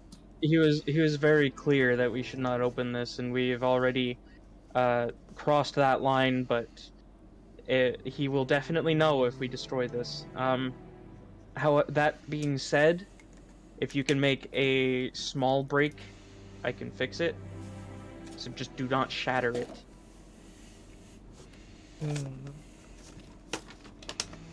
Like small break where? Like across the lock or like What? So you said this was a wooden chest, right? It's wooden for the most part, but it's lined in a thick steel and aluminum layer on the outskirts and kind of like bars that run through the middle. You probably won't be able to break through the actual top of the chest. Maybe, I guess the lock would be the best option here.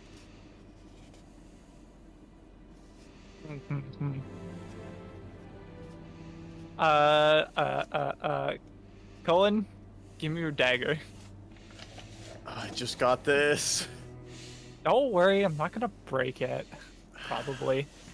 I just handed my dagger. I'm kind of annoyed at him because he's been bugging me all day. Okay, all right. So what are you gonna do?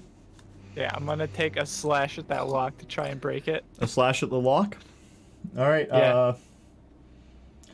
I'll say roll. Let's say roll a sleight of hand. Are you trying to break? Are you trying to like actually break it, or are you just trying to like wedge it open? I'm trying to break the lock. Are you trying to break? Okay. Just roll the hit, I guess.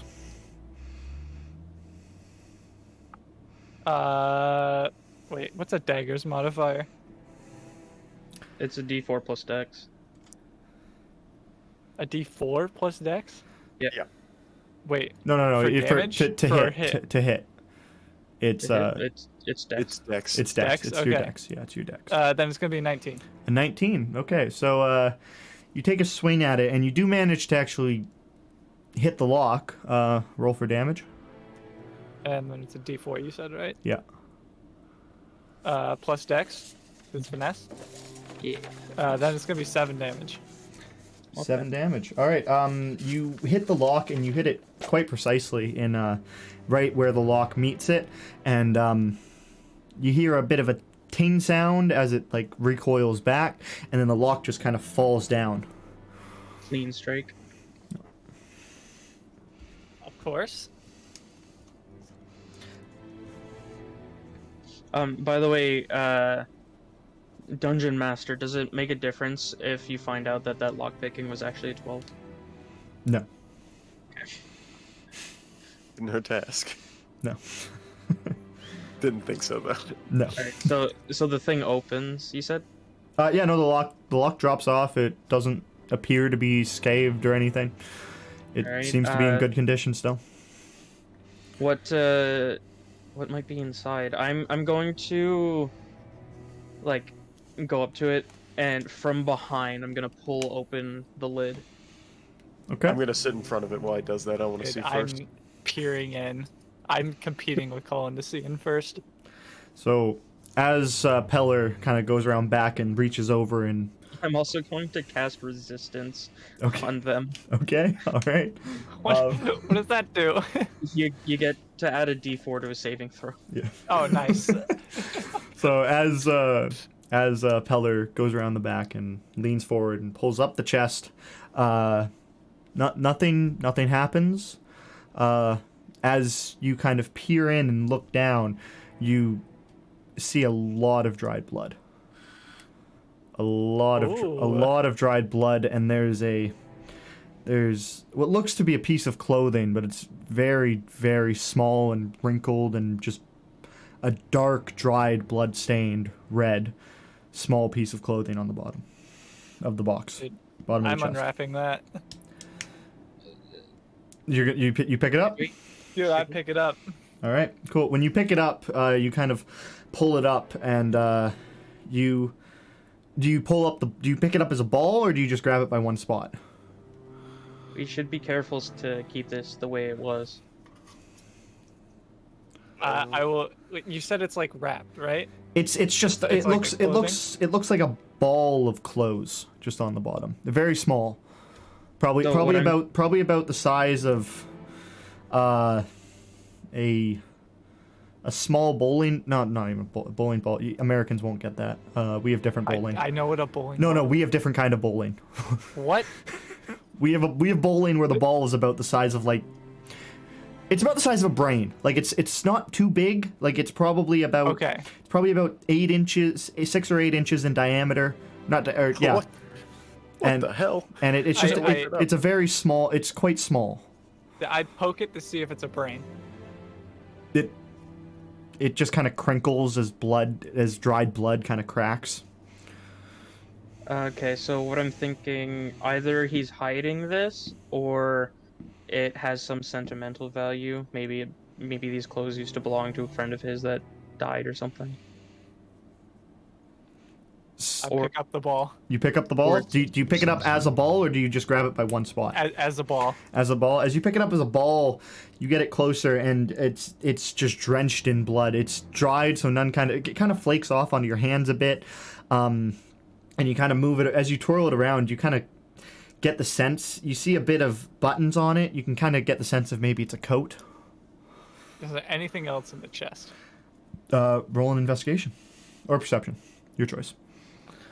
Investigation or perception? Whichever you want. I rolled a nat 20 for a 24. There is nothing else in the box. God damn it. Oh man, the DC was 25. Fuck.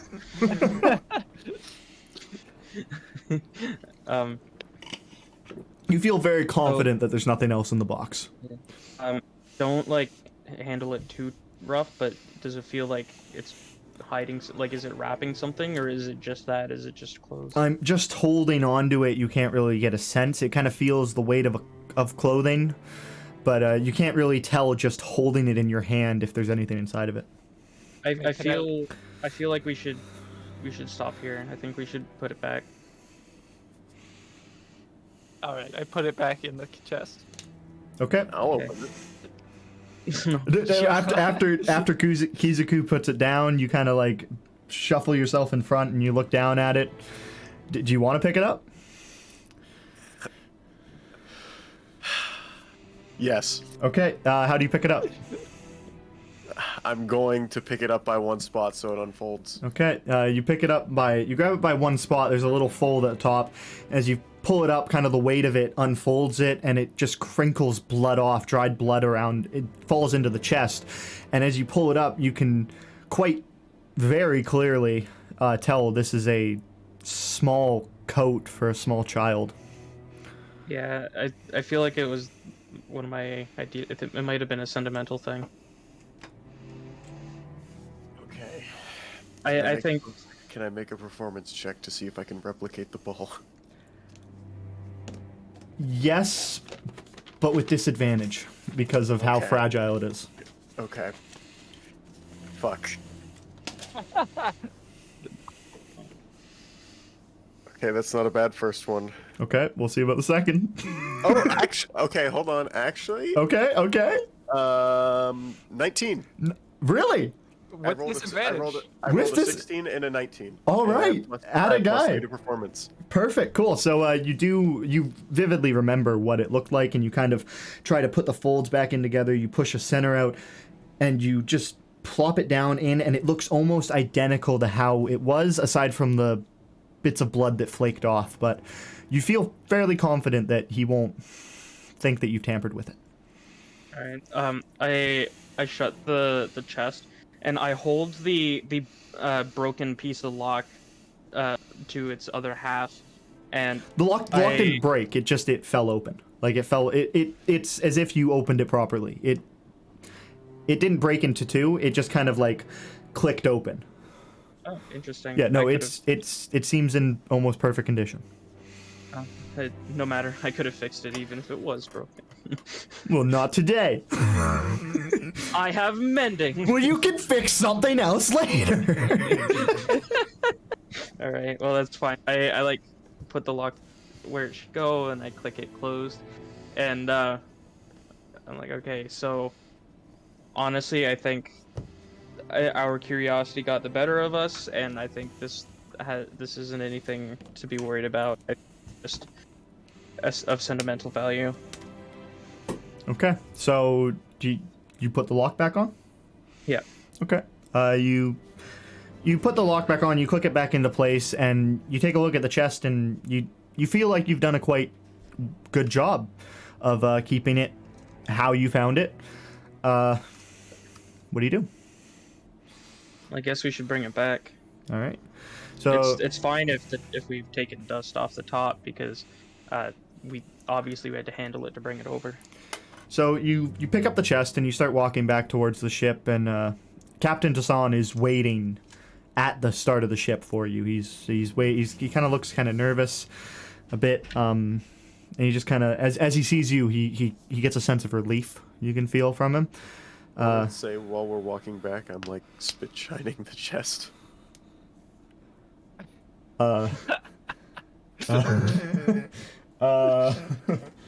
Like Spitting on it and rubbing it in. You know what? Sure, why not? That's fine. That's fine, I guess. I don't even know what kind of fucking check spit shining would be. I don't care either. It doesn't fucking matter. Okay, you spit shine this chest. It kind of. Do you do the metal and the wood, or just the metal? Everything. Everything. Okay, well, the wood gets kind of a bit of a wet tinge to it, but the metal, you kind of do polish it up a little bit. It looks quite nice, and let me just roll something real quick. He's rolling your death save for you. It doesn't work in cap lock. That's my bad. Captain does not notice you doing it as you approach. Cool. So you're good. Yeah, now as you approach him, he kind of like gets a sense of relief, and he kind of starts to approach you. He reaches out for the chest from you and kind of grabs it and goes, "Thank you. I appreciate you. It didn't seem right to show my face in there after so long." Honestly, Captain, I think it's best if you do. She seemed to miss you. Maybe some other time. I need to tend to the ship at the moment, but thank you for this. Everything's done on the ship, so feel free to wander. Trattler is a beautiful city, from what I remember. Enjoy it. Just remember, true bonds cannot be broken by time. Cool, thanks. The captain has a really low intelligence, so he's like, yeah, cool, thanks, mate. me an intellectual, and he's just like, ugh. He's like, I don't know what the fuck you're talking about, but thanks, man. He's bad at riddles. And he just kind of sends you on your way, and he takes the chest and he retreats back into what is his captain's area of the ship. I'm surrounded by idiots. Not you. Oh no, I am one of the idiots. Don't worry. Am I one of the idiots? Actually, Can I make an insight? I think you are smarter than a lot of a lot of the people that were on that boat. I appreciate it. All right. What do you guys So- want to do now? We're heading to that manor. Yes. All right. Before I you guess guys there's nothing- continue, does anyone want to take a slight break? I'm gonna go use the washroom really quickly. So if anyone wants to take a break, we can do that for like 5 minutes, or I can just go to the bathroom and we'll continue when I get back. And I guess I'll go grab a snack. Okay. I will go use the bathroom. We'll take a little 5-minute break. We'll be back. Just enjoy. Hello. Welcome back from our quick little break. Why is the music not there? There's the music. Cool. Properties, change it over to this. Hey, talk. No. No? Okay. No. Cool. All right, yeah, we are back. So, what do you guys want to do? Guess we'll head over to like Cauldron or whatever whose section was. Lord Keldron. Lord Cauldron? Keldron. Not Cauldron. Keldron. All right, Lord Children. Got it. What the fuck? So you guys are gonna head over and see what's up with Lord Keldron? All right, let's go see this Lord Muffin. Cool. All right, so you guys kind of walk over to where you know the gates to his abode are, and as you walk up, you can see that there are some guards stationed at the gate, and they start to eye you up as you walk closer. And one of them, once you get like within 20 feet, one of them steps forward and goes, "What is your business with the master?"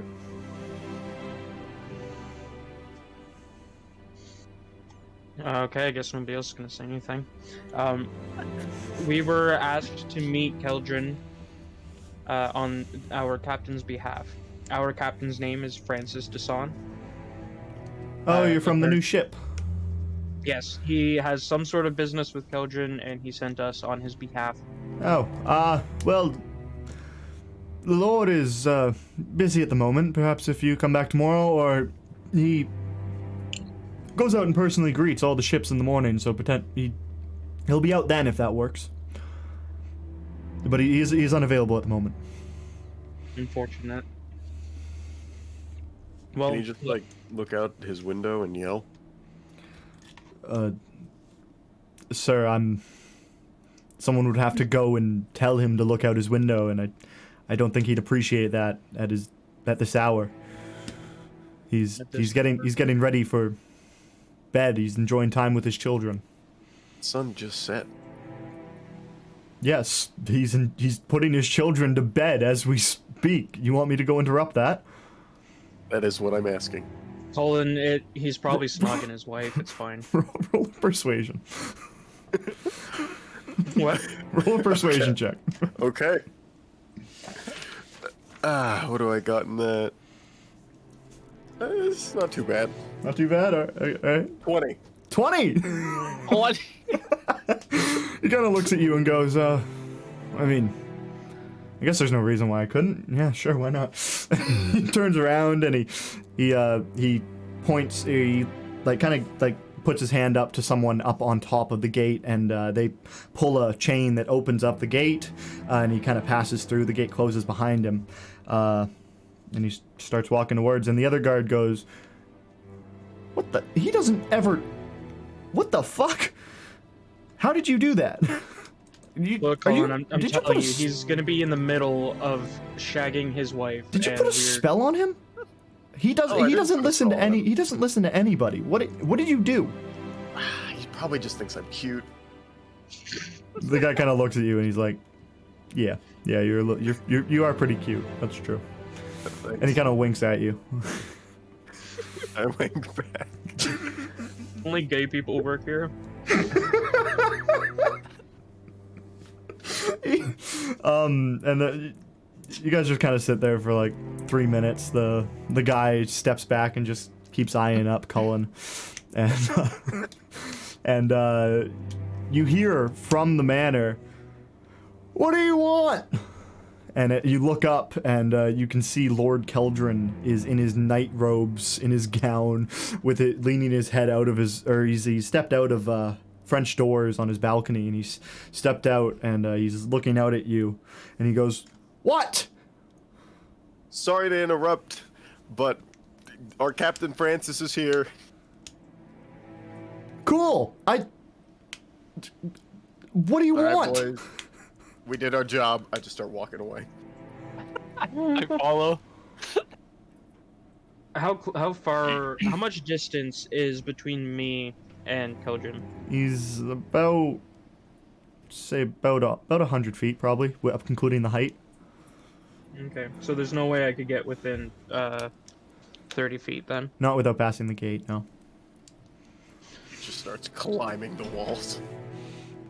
Yeah, no, he sees like Cullen start walking away, and he goes, "Fuck this shit." You guys are like walking away, and I'm like, we weren't told to let him know we were here. We were supposed to actually speak to him. This was not your job. I wasn't told what to speak about. I assumed Keldrin would know. He's closed his doors, and you can hear kind of like muffled bickering from inside the house. And then did you guys kind of linger for like a minute? Nah, I would, but only because I like stopped for the guard who like opened the door for us, and I'm like, look, I'm sorry. I thought I was traveling with people of intelligence. I was mistaken. And he goes, "What? Sorry, I wasn't paying attention. I'm tired, man. I'm just waiting to go home and drink." And he just Have a good. Yeah, you too, man. And then he turns around and he goes, "Oh, hey!" And he opens the gate, and the gate opens, and you see the guard that you sent in, and he's sulking back, and he just kind of looks up at Cullen, and he just fucking holds up his finger, and he's like, just flipping you off from like 100 feet away as you walk away. The guard is? Yes. He just got chewed out by fucking Lord Keldrin. And you guys walk away. Where do you go? Well, I guess we can just go back to the inn, unless you guys wanted to go shopping. Although I doubt anything's open at this hour. I don't really need anything. I think the inn is just the place to go. All right. So you guys start making your way back to the Prudent Protector. As you enter, it's still quite busy. Actually, we'll change music. It's still quite busy, and there's Sleep under the PB tonight. Looking for royalty Oh, free music. no, I'm not. I like that you paid for all your services except for YouTube Premium. Why would I pay for YouTube Premium? So that you don't Even get though it's taxed. the thing I use most in the world. It's YouTube. But yeah, so you enter the tavern, and as you do, Desire, that's her name. When you forget your own NPC's names. You look up, and Desire is there kind of waving you in, and pushing some drunks out of the way, making some room at the bar for you. There's some guy passed out drunk on the bar. She kind of like slaps him in the face and holds up his head and goes, "Get the fuck out." And he like stumbles away and walks out into the street, and there's 3 seats open for you, and she kind of ushers like, "Here, have a seat." I sit down and I look kind of behind at the guy who's just leaving to go into the street, and I'm just like, I want whatever he had. Usher's like, "Oh, I'll take the same. alrighty. Anything for you?" And she kind of looks over to Peller. I'll take a green tea. Got it. Green tea. All right. Well, that'll be right up. And she kind of turns around. She pours 2 shots of whiskey and then adds some spices to it, and turns around and hands them to Kazuki and Cullen, and then she goes over to the back of the bar in an area that's not really used that often, where there is one teapot, and she pulls it down, and she doesn't really have hot water ready, so she just kind of grabs some warm stuff out of a barrel that's being lit by a fire underneath. It's not quite boiling, but it is hot enough to steep tea, and she puts some leaves in, puts the water in, and then brings it over to you along with a cup, and says, that'll be 2 silver for the, or a silver for the tea, and 5 silver for the drinks. 5 silver for the drinks. What did I Jesus. For both of them. Oh, okay. Both of them together. Both of them together. So I'll pretty just steep, but that makes a lot more sense. Yeah. I'll slide over 1 gold. Thank you. Thank you very much. And she kind of takes it, she puts that in, she turns around and puts it in a glass that she has set up for taking funds. And she kind of leans in and goes, "So, what did Captain Son have to say?" No change. Oh, did you wanted change? Okay, I'm sorry. My apologies. She turns around, she pulls 4 silver out of the Thank you. and she slides it over and goes, my dearest apologies. I'm so sorry. God damn it. I forgot you guys don't have money yet, so you're not tipping people.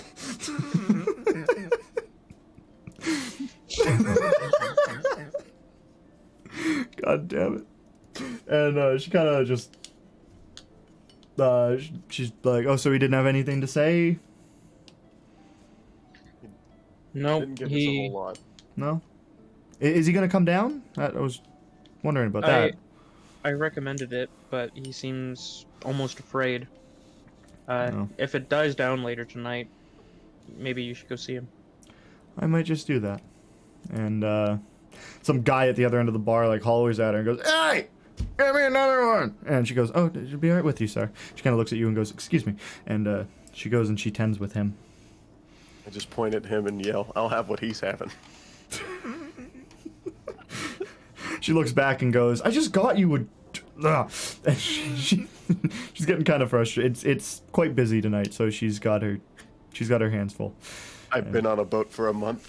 I want to get shit-faced. Yeah, the alcohol ran out in a week. Yeah. Yeah, so you guys just are sat there. The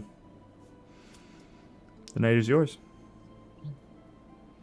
Well, other than this one thing that we have left to do, there's not really much else. I personally was only really hired on until we got here. I was looking to start a new life, so I have no business back on the boat once we finish this for the captain. What about you two? I am literally a wanderer, so I just go wherever. This land was kind of a mystery, so I'm actually just seeking knowledge. I want to know But what's you going actually have on. a purpose here? I do, believe it Oh or my not. god. You mean you didn't just go onto a random boat to see where it would take you? Well, it wasn't random, it was my job. That's true, you guys were hired. Yeah. You, honestly, you got lucky with what happened at the end. Otherwise, you'd probably be sent to the guards right about now. That would be if they would know where I went. Until I came along, you would not have made it out of those chains. I mean, you saw me cut the lock open. You know Yeah, what? but you didn't have your equipment until you were out. Shush, we don't need these details. God damn it. One of the guys one of the patrons seated next to you kind of overhears you guys talking, and he's quite drunk. He's an older fellow, and he kind of looks at you and goes, "So, you came in on a boat, did ya?" No, I walked across an ocean. I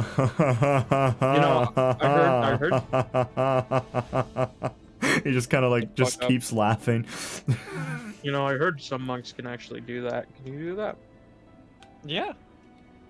Wait. You're not joking? You're not joking? No, I walked here. I join in. Wait. What? I join in and start like being like, yeah, he's crazy. You're kidding me, right? There's no way. No, I walked here. What can I say? Wait. So Very nice stroll. So does that Took mean me that like an you- hour. Does that mean you guys have like special powers or like are you adventurers? Adventures. Well, I suppose tonight, maybe tomorrow. Sure, but I don't know how long that's gonna last. The fuck is I'm this? fucking always on an adventure. Wait, so I'm confused. I'm confused. So do you guys do jobs? Is my main question. Yeah, Oh, sure. what? We never agreed on this. Do you guys want to do a job? I can pay you. You tell us what the job is. Well, okay. So here's the thing. It kind of just like every morning, I take my walk, and I walk along the river, and out by the water wheel house on the east or on the west side, it just fucking reeks so bad. It ruins my walk in the morning. Could you do something about like burn the place down? Or I don't care really. Just if you can get rid of the smell, it would really make my days better. Want us to clean a river? No. There's the if you go over the west side of the village, there's a big building that's got a water wheel on the side. It's on the river and it fucking reeks, man. Like I don't know what's going on, but it just smells. So if you could take care of the smell. Could you describe the smell? Is it like a rotting smell? It's just or- nasty, man. It's just like I'm walking, I'm enjoying the smell of the ocean, and I get within 50 feet of it, and it just makes me. Bleh. What are You you know paying? what? Huh? What are you paying? Depends how good of a job you do. Well, how do we know this isn't just some fish gutting place? How much? Well, I guess you gotta find. It's not a fish gut. I've never smelled. It's a recent smell. It's like the past week. This is new. Okay. It's How just about it's this? horrible. Depending on how much you pay us, that'll like determine how hard we work to clean it. Oh come on, man. I'm an old guy, man. I'm retired. An old guy such as yourself must have amassed a lot of coin in your days. Well, if you really do a good job with the smell, I guess I could part with a few hundred gold. Okay. I suppose that could get us on our feet. Done. It's just a smell. Like honestly, I feel like I would do it, but I'm kind of I don't want to. I don't like dealing with people. So like if you just like honestly, you might just have to go up to the door, give her a big old knocky poo, and just tell the guy, hey, stop smelling. And then I look over at Desire. And could I be just go, easy. I'll have whatever this guy's having. She looks at you and goes, "This guy hasn't had any. He hasn't had anything. He came in for a sandwich." I'll have a fan. I mean, it's just it was just a ham and cheese. Like it wasn't anything special. Can I insight that guy? Isn't a rum ham? Yeah, sure. You can Like, inside him. is he? I'm checking to see if he's like actually drunk or if he's just trying to like pretend like he is. Okay, roll an insight check. Let's see. Where's my insight? It's pretty good. Well, it's above average. Got a 12. Okay. You can tell just kind of looking at the way he's holding himself. He doesn't look sober. He doesn't look necessarily so. It's. You think maybe if she hasn't given him any drinks, maybe he was somewhere else before he came here and had some drinks. All right, good. So he's not trying to trick us or anything. So it might not necessarily be like an illegal job or something like that. Well, I think we should go tomorrow because I used a lot of my magic on that fight earlier. Okay. I think some rest could do me some good. Okay. You guys do that, but like if you could do it early so that it doesn't fuck up my morning walk, I'd appreciate it. But I mean, if you have to do it in the afternoon, then that'll be fine. I can deal with another shitty walk. So where can we find you? Just wait for your walk. I'll be here tomorrow. I come here quite often. Okay. You'll be able to find. Just ask around. My name is Winston. Winston Pumpernickel. Winston, where did you get your drink? Huh? Where'd you get your drink? Oh, down the street at the I don't remember, but there's another place down there, and they on the other end of town they sell drinks for much cheaper. Uh-huh. So I go drink there, and then I come here and enjoy the atmosphere. And Desire kind of overhears him say that and goes, "You did what? Get out!" And she kicks him out, and she kind of just like takes the leftovers of sandwich that he has and takes it and just kind of shoos him out of the bar. Hey, listen, that's not his fault. If anything, it's yours. If he wanted to come here, he can drink here. He doesn't get to get drunk somewhere else and then come here. If he's gonna drink, he can drink here. Well, ma'am, I don't know what the rates are over here, but over where I'm from, 2 silver is a full day's pay. If you're charging like 2.5 silver for a drink, of course someone's gonna go get something from 2 silver a day? What, you come from peasant land. People live like riches here. I'm just laughing at the fact that you called him a peasant.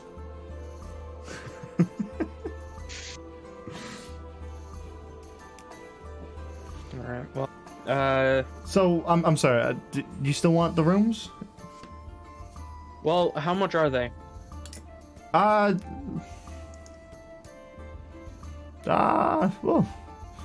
because you're friends of Captain Tassan, we'll say a silver apiece. Okay, I'll stay.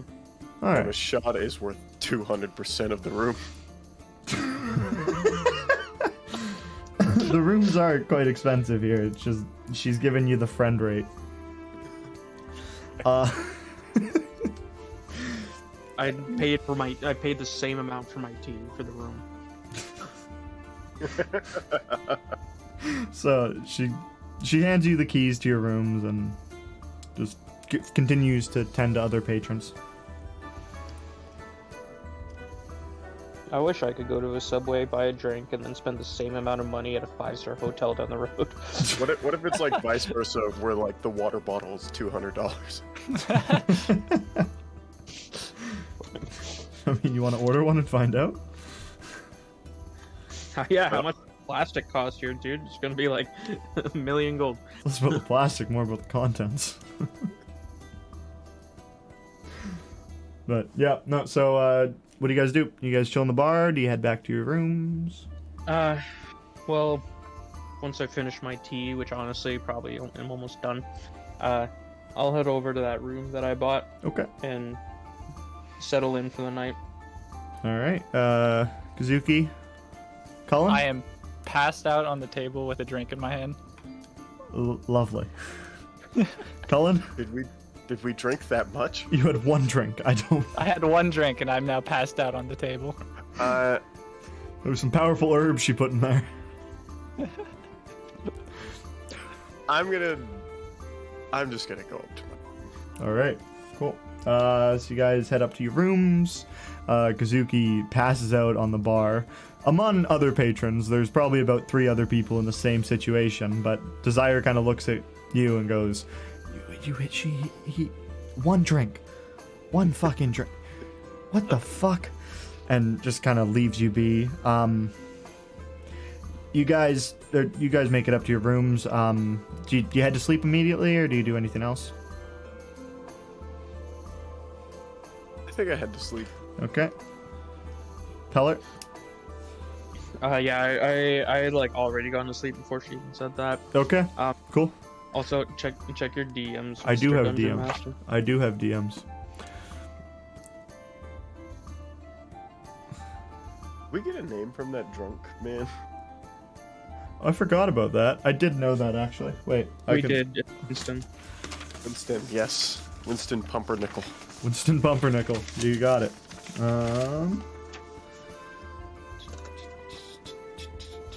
Got a good memory. Peller does, at least. Peller does? Okay. Cool. So, you guys successfully complete a long rest. Kazuki, getting disrupted in the middle of the long rest by Desire about... After she closes, she wakes you up and just goes, "Can you please go up to your room? I'm trying to clean the bar." Among other patrons as she's waking up at the exact same time. Do you go up to your room? Oh, yeah. Yeah, okay. Cool. Okay, and then you're only awake for a few minutes, so you still successfully complete that long rest. All you guys regain everything back. Aside from, of course, the daggers and knives you lost in What? I don't regenerate like darts when I take a long rest? No, you don't. What is this? And when you guys wake up, it's about 8 a.m., whatnot. It's not too light out. It's not too busy. There's not too many people. You can't really hear much. It's pretty quiet in the... So, like, what time was it? It's about 7, 8 in the morning. What's the weather like? It's pretty clear today. Alright. Should we go look for that building with the water wheel? It's probably gonna be out on the ocean. Sure. I guess we should. All right. So as you guys kind of leave the tavern, I get another ad. You're not streaming to us, by the way, anymore. What the fuck? When did that go away? I don't even know. Do you want to like use my YouTube account so you can have? No, it's fine. I'm not worried about the ads. I'm more worried about the fact that it keeps unstreaming it. Maybe Spy should just be DJ. Okay, so you guys make your way out. It's a nice day. The morning's cool. The morning dew is kind of still lingering on the stones and on the signs and whatnot. People are starting to roll their carts out and open up their small shops and whatnot. And you're gonna head towards the ocean to have a look. Is that what you said? Yep. Okay. So you start walking south back towards the harbor where you originally docked off. And you start walking along the harbor towards the west, because you remember that he did say it was on the western side of town. So you start walking along the harbor towards the west. There's a few deckhands from different ships loading crates and whatnot into ships, and as you get to the end of the harbor, you see the river, and you look up towards the north, and you can actually see a big blue building with a massive water wheel on the side, and instinctively you think that has to be the building, so you start walking towards it. Judging from how he spoke, I'm honestly expecting corpses, and I wouldn't be surprised to run into any sort of corpse eaters, whether they be ghouls or whatnot. Okay. But I hope we do. Cool. So you guys wander more north. You to your right, you can see little odd shops and whatnot if you want to pick anything up. There's You can see a stand for an armorer and a blacksmith, and there's a few restaurants as well, if there's anything you want to pick up. But as you walk closer to the building, you do get a smell from it. It's just a foul smell that you can't quite pin what it is from this distance, but you do tell where the smell is coming from, and it's quite obviously that building. Okay. You think you can get a closer look, Colin? I definitely could. I want to try and sneak up to it. Sneak up to the building? Yes. You afraid the building's gonna see you? Yes. Well, I don't know what's in the building. It's got windows. Roll a stealth check Okay. if you're gonna sneak up. My stealth actually isn't that great. Yeah. I'm also gonna sneak up to the building. Okay. but I'm, Anyone I'm who's sneaking from the building. Anyone It's like who's sneaking, roll a stealth check. I got a 6. Oh, nat 20. 25. A nat 20, a 6. Peller, are you just walking up while these dumbasses are sneaking? I'm gonna stand back, actually. I'm Okay. waiting for them All to right. check it out. Cool. So, Kazuki and Peller kind of very quietly sneak up to the ship, or to the building. Kazuki actually trips over his foot and face plants on the concrete during his sneak, but nothing seems to come out of it. A few patrons in a restaurant adjacent kind of look out, but they just continue with their meals. They're not too bothered by it.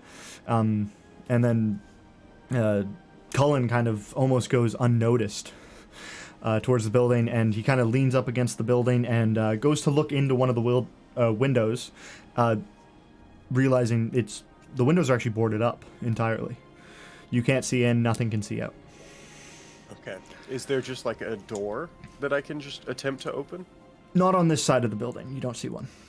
Okay. Then I'm going to continue. I'm going to walk around the building to see if I can find one. Like a hatch, near the water wheel or something. All right. You walk around the building, still stealthing around. You don't go noticed by really anyone. Kazuki, do you follow? Yeah. Okay, you follow him. Very loudly behind. Very loudly behind. I'm so frustrated by Kazuki. No one really takes any notice by it. No one really seems to care what you're doing. But as you do get closer, and as you round the corner towards the north side of the building, you do see a door. Wooden door. It doesn't look in the best of condition, but you feel... You're pretty certain that this is the front door to the building. Okay. I don't really want to open it, but I do want to like turn. Is it a door knob? I assume. Yeah, there's a knob on it. Okay. I want to turn the knob to like see if it's unlocked or not. Okay. You go to turn the knob and it doesn't actually turn. It just kind of, the second you touch it, the weight of you putting any pressure on the door whatsoever causes it to swing slightly open. Okay. Do I get a better sense of the smell? Do I know The that it's second coming that from door inside? lingers open, that smell hits you in the face like a bullet. It's so powerful. Can I make like an investigation to see if I maybe it would be. Like to recognize the spell? Yeah, I want to see if I can recognize it. You can make me a Ooh, are we gonna roll the nature? nature. Yeah. Okay. And Peller, as you see them round the corner, do you do anything? Do you follow, or do you just let them be? Yeah, they'd like go up and they'd find it's like, oh, it's boarded up. And be like, all right, I'm gonna advance and I'm gonna like be up with them. Are you gonna stealthily advance or just walk forward? I won't be leading it at all, so I'll just kind of be walking behind them. Okay, cool. I'm not clanging it. I'm not clanging any bells or anything though. Yeah, no, of course. Of course not. I rolled an 11 on Ding the ding, I'm here. You rolled an 11 on that? Yeah. The smell is not like immediately familiar of what it is, but you do recognize it as something either rotten or dying. It's a very deadly smell. I kick open the door. God damn it! Make I said that in character yelling. Make a acrobatics or athletics check.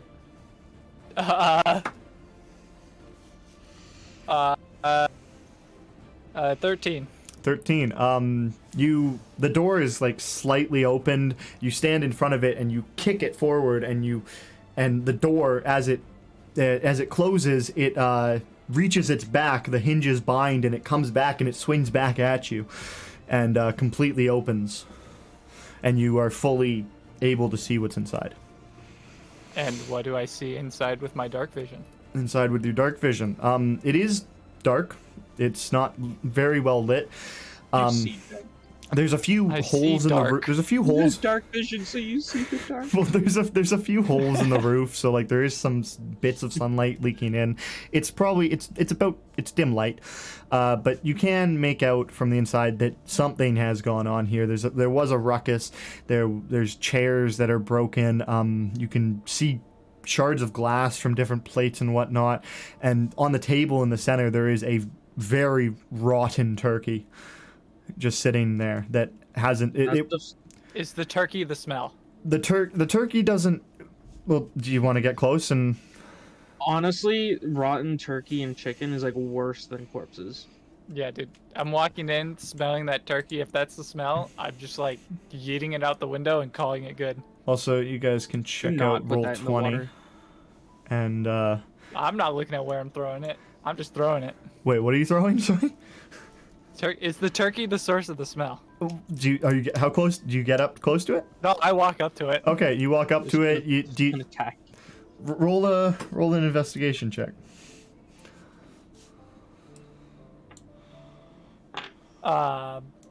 This is very not to scale. That's my bad. 5. My God. 5. You kind of put your nose in the turkey, and you don't really. You get a sense of fuck, that smells horrible, but it's not the same smell that you're smelling in the area. Well, I throw the turkey out the door anyways. Okay, cool. This is so not to scale. What the fuck happened? That was my bad, but I don't want to fuck with it. Never mind. If you guys, I don't know if you're looking in Roll20, but Oh, I see it. okay, yeah, you see the interior of the building. The building is completely trashed, just destroyed. It looks like something horrible happened here. Dude, these are fucking huge chairs. The scale's fucked up, and I don't want to screw with it on Roll20 right now because I might fuck something up. But it is what it is. As you enter, you see glass shards everywhere, plates and wine bottles that are broken. Some of them are full, some of them are empty.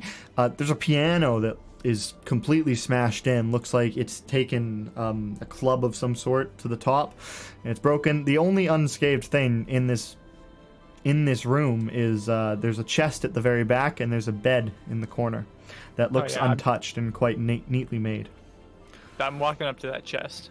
All right. I'm gonna enter the room after dodging the turkey that Kazuki has thrown out the door. Actually, just for shits and giggles, make a athletics check for that turkey throw. Okay. Athletics? Oh fuck. No, not you, Kazuki. Kazuki. Me? Yeah. Oh, okay. I said colon by accident, probably. That's my Dude. bad. Natural 19. Natural 19. Okay. For a total of 18. Cool. For a total. Okay. You successfully do manage to lift the turkey up and throw it out the door. It kind of just bounces out a bit, and Cullen does miss it or dodge it and enters the room, seeing the same thing. Damn it, I missed. What is this? Sorry, do that again. Is like this thing? That is a fireplace. That's the fireplace. Yeah. Alright, what is this thing? That is a piano. That's a piano. It looks destroyed. I said it was a destroyed piano. Oh, did you? Yes. Oh, I wasn't listening. I can tell. Okay. You, Kazuki, as you approach the chest, you just have a look at it, and it's got a massive lock on it. Like, you can probably tell that something of valuable is in here. Oh, I'm immediately taking out my katana and like slashing at that lock. Roll to hit. That one cuts hand off. 15. 15. All right, roll damage. Yes.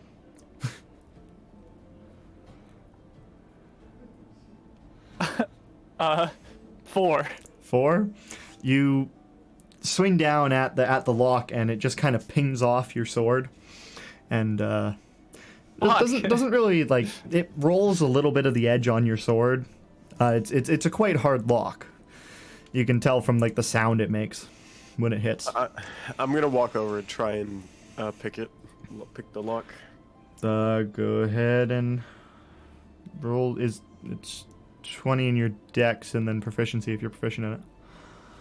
That is a 15. Okay.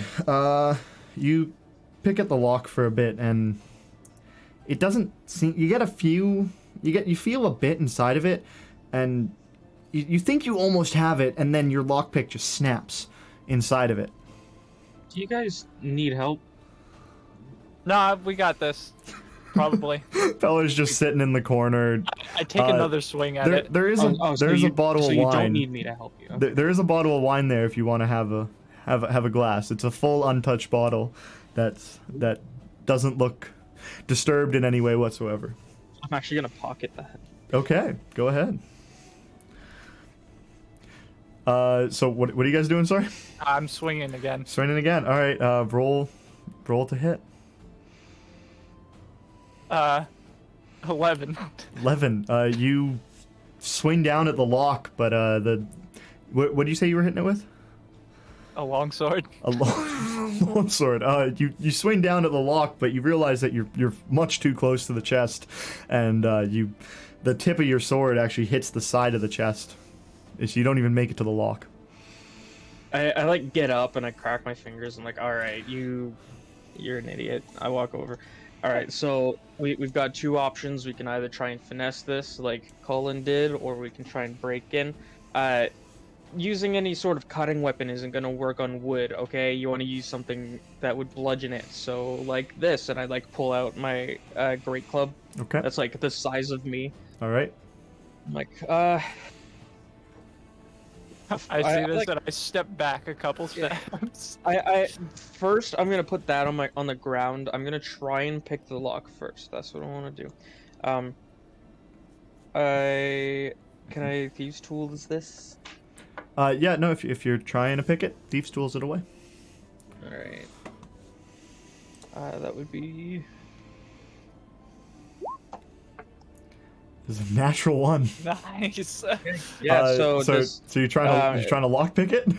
Yeah. So that's not gonna work. You get a lockpick in there, but you completely neglect the broken lockpick that is already stuck in there from from Cullen, and you just try to jam it in there, and it's not even in, and you try to turn it, and because it turns, you think that you've gotten it, but you, much like all of us during our first time, you realize you're not even in. Yes. You need help with that? Nah, I'm gonna take your approach to this. See how your kind does it, and I'm gonna attack it with the great club. Just a big overhead swing. All right. Roll the hit. All right. Let's see. 19. Nice. All right. At 11 for a 19. That's you swing your sword back and you swing it down, and you actually hit directly in the middle on the metal piece. It's not a sword, it's a great club. Or the club. You swing your club down and you actually hit directly on the metal piece, and it bends it in, flexing the wood, and the wood kind of splinters up. It's not quite open, but it's very damaged. So what do you guys think? One more? One more. Do it again. Yeah, I want to see it. Oh man, this thing got heavier. You just because it's a 2. Yeah, but it's a 2 plus 8. I know. It's not a nat 1. I'm aware.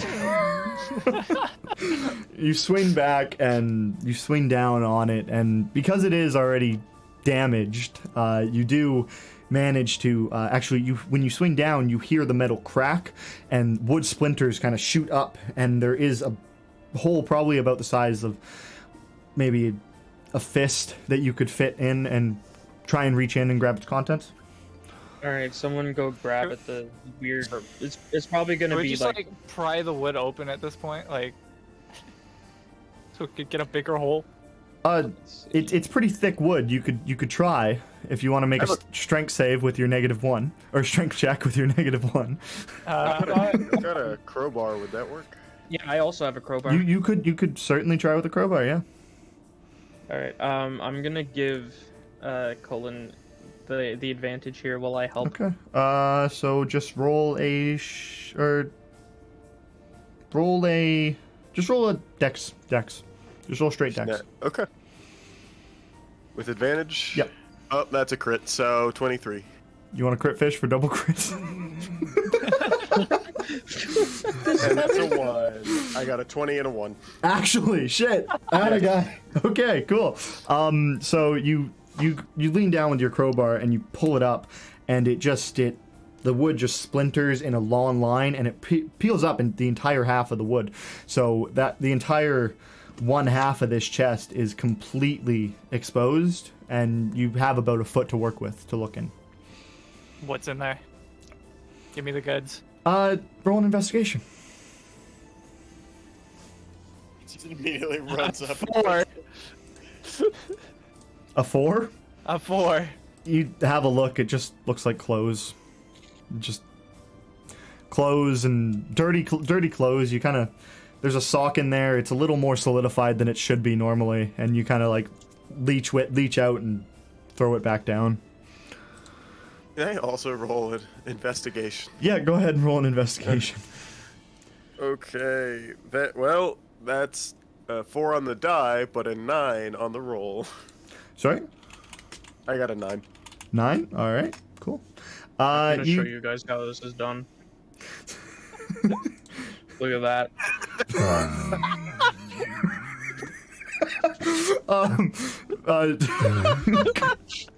Cullen, you look down, and you can there's some clothes in here. There's some you can kind of tell that some aren't washed and whatnot. There is a few that maybe that you kind of look and like might have a bit of interest in, and then Peller comes in and just like starts rummaging through stuff, and like I'm like, where are the clothes? I don't even see them. yeah, like, and he's just kind of grabbing like handfuls of stuff and throwing them over his shoulder, not really paying attention to anything, just looking through stuff, not even glancing, just grabbing and throwing it over his shoulder without any care in the world. Okay. So most of the contents are on the ground behind you guys now. I realize there's nothing interesting in this chest, so I go jump on the bed. Okay. I actually do okay. have an idea. Okay. Wait. You go and you jump on the bed? Yeah. Why don't you make a dex save for me? Oh boy. Bet a mimic.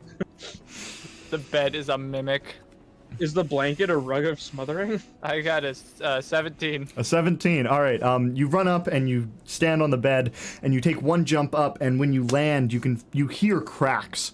So you immediately jump off as the bed just kind of like cracks in the middle and falls on itself. And Awesome. it just split right in the middle. Dude, how old was that fucking bed? Do you want to roll investigation? Yes. Okay. I do want to roll investigation. Roll an investigation. Well, 4. A 4. You look at that wood. That wood looks like wood. It's wood. That's all you can tell. That's some pretty good wood right there. okay, Can I roll a perception to see if I can find the source of the scent? Yes. Roll a roll perception or I like how investigation. we walked in here, there's like this terrible smell of dead bodies, and we immediately get distracted by the chest. Yeah. Well, I thought maybe there was a corpse in the chest. How's that? Okay. That is that's good. The smell, Why do you keep rolling 1s and 20s? I don't know. I don't like it either. You can kind of tell the smell's coming a bit from the western side of the room. It's quite actually fucking nat 20. You can tell the smell is quite obviously coming from the piano. Oh, it was the piano the whole time. I want to open the back of the piano. Good luck with that. It Wait, looks like it's wait, been like like smashed in half. you want to open the back? Like the lid of the piano, how you get like to the strings? Like the top? Yeah. Okay, top. that's not the back. The back's up against the the wall. keys. If you want to roll, The okay. keys are on the front. Yeah, I know.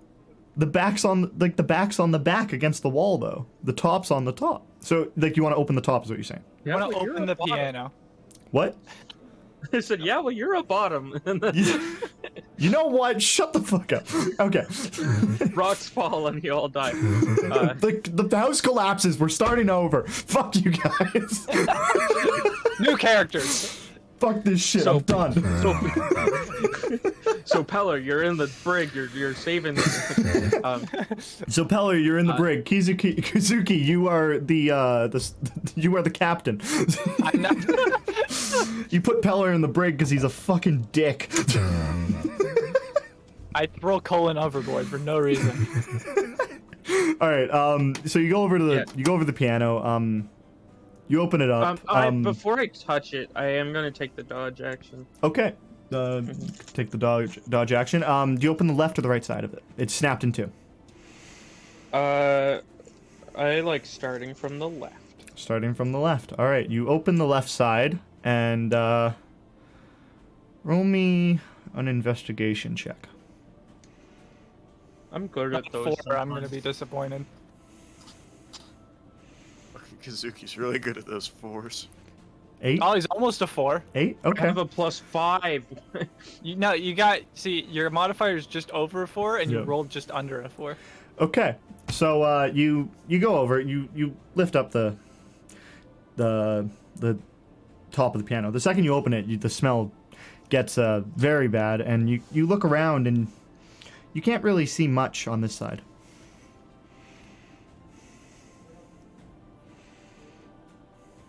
I I guess over... we should open the other one then. Yeah. Is Peller gonna open it, or does? Yeah, I'll open it. Are you okay? All right. I will Colin, assist Peller in opening. you will the half of assist the piano. Peller in opening it. Okay. You get advantage on this open piano check. Yeah. You get. Yeah. You can have advantage on opening a lid with a DC of like 5. I don't fucking know. Just Okay. roll a I strength roll- save. I don't fucking know. A strength check. There's no need Oh, for it's not- advantage. It's a fucking piano lid. You should be. It weighs like a pound. Oh my god. So you said strength? Yeah, strength check Awesome. with advantage because Kazuki's helping. Am I rolling that? If you want to. Roll it. No, It's I'm a gonna, DC I'm gonna of roll 5. open piano. That's my advantage. Okay, there you go. Cool. Okay. I got my strength. It's the fucking 16. A 16. You successfully opened the DC 5 piano lid. Good job. So, Colin, you open the lid and make an investigation check with advantage. That's pretty good. See, I have the ability to get zeros on strength checks, so like Yeah. 21. I could get a -1. 21? No, I could get a 0. 21? 21. All right. 21. You open the chest, or you open the lid, and immediately are greeted with a head, a rotting head that the fucking skin's like peeling down on. The eyeballs are bulged out. Its tongue is kind of like fallen out of its mouth, and that you can see deep within. There's like something living inside of the head, maybe like a rat or something. There is an animal inside there, though. You can tell. Okay. I stab the head. Did you? that. Yeah. Okay. Roll the hit. Fucking 1, please. Dude, 15. 15. You successfully plunge the knife through the head. You hear a like, and it There's no just need for stops. Okay, And- I pull like the sword out of the piano with the head still stuck to it and examine it. The head kind of is like dripping a greenish goo, and it kind of falls down on the broken keys, and you kind of like leech back from it, not wanting it to fall on your feet. It just is very dead. The skin is falling off. Make a medicine check.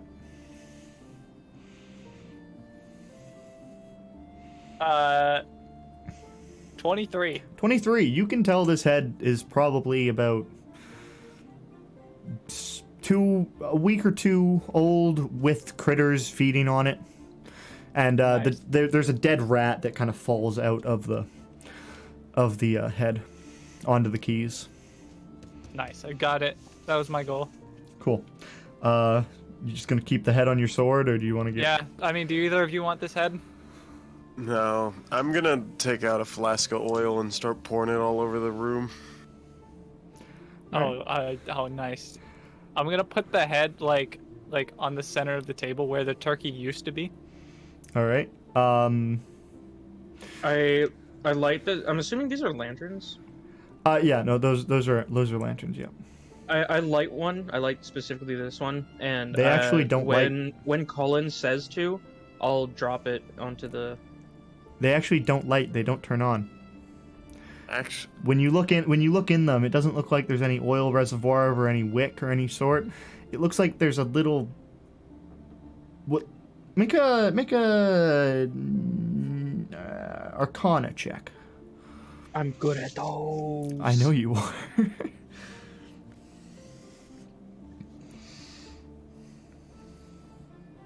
See, 9 for a 16. All right, you look at it and you can tell this is clearly not an oil lantern.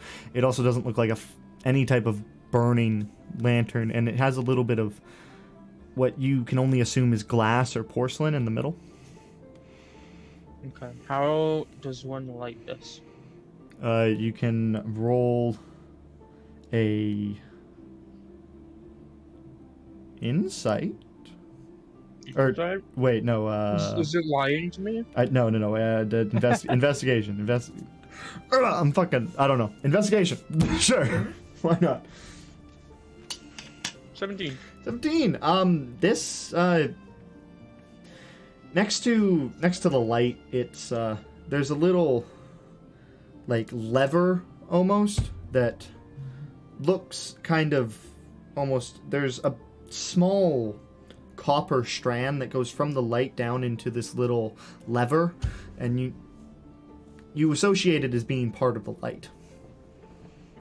This is a light bulb, guys.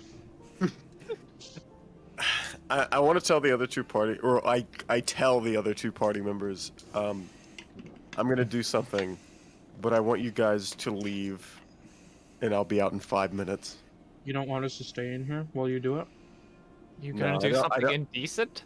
I don't want anybody to see you leave when this place goes ablaze. Fair enough. I'll take you up on that. But before we go, is this like a table or is it a drawer? It's a table. It does have a Okay, drawer. never It mind. does have a drawer in it. It does have a drawer? Oh, Yeah. I'm looking in that drawer. Okay. Oh yeah, you were told to burn this place down. That's what you're doing. Okay. Yeah. Yeah. Roll an investigation on the drawer.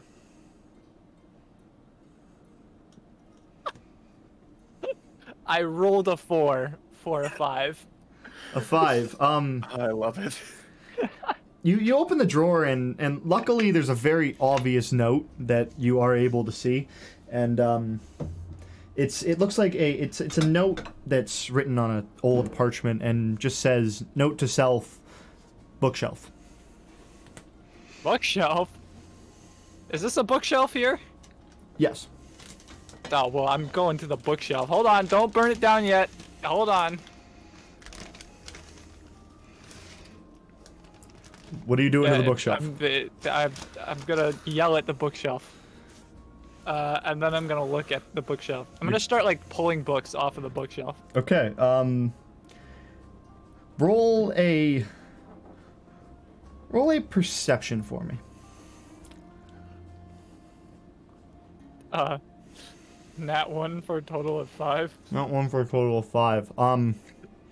You look at the bookshelf and you look around the room and you don't really see anything out of the ordinary. It kind of just looks like a normal bookshelf. Nothing that stands out.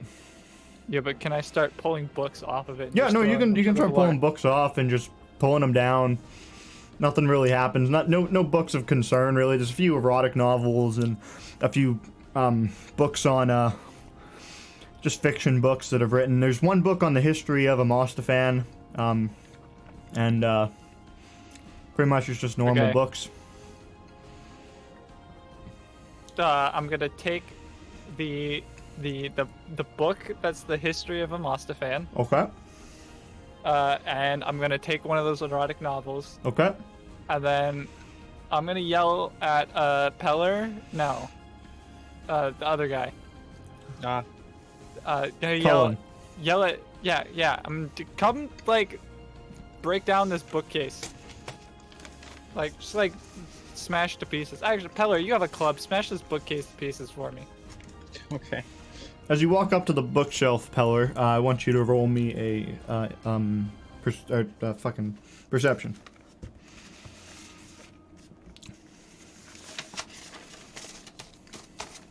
Not bad. Not bad.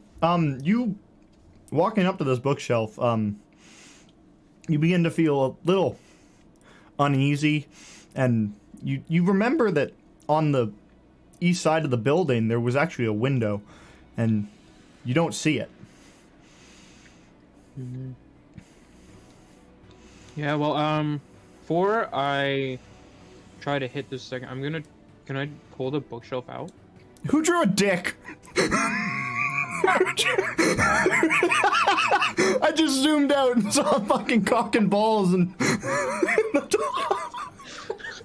what the fuck? Who did that? I didn't notice that. Okay, whatever. You're gonna try and pull the bookcase out? Yeah. Roll and make just a straight stealth check, or not stealth, a strength. I'm dyslexic right now. I'm making up words. Oh, that's actually really good. Ooh, that is really good. Cool. You give the bookshelf a pull, and it does actually pull out, and you can see now that there is a room behind it, and you can see the books. You can see the actual window that you thought was there. Is there more nasty scent coming from this room? Yes. It's not as bad as the piano, but it is bad. Ooh. Woo! Oh my god. Yeah, I'm walking in there and I'm seeing this. So as you walk that's in, fun. you see just skeletons.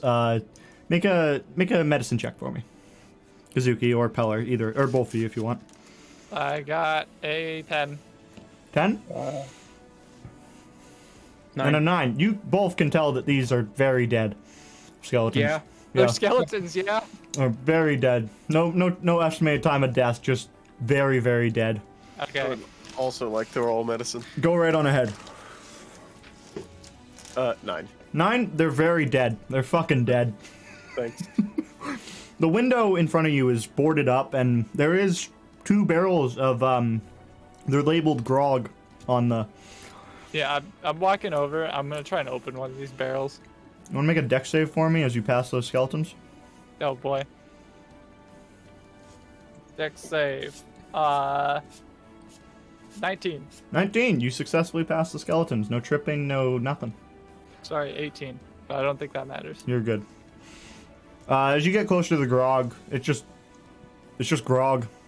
There's a spout on the bottom if you want to pour yourself a glass, but most of the I'll just glasses in the room were broken, so you'd probably have to look around before you could find one. Like, okay, how? Yeah, yeah. Okay. What? I don't know.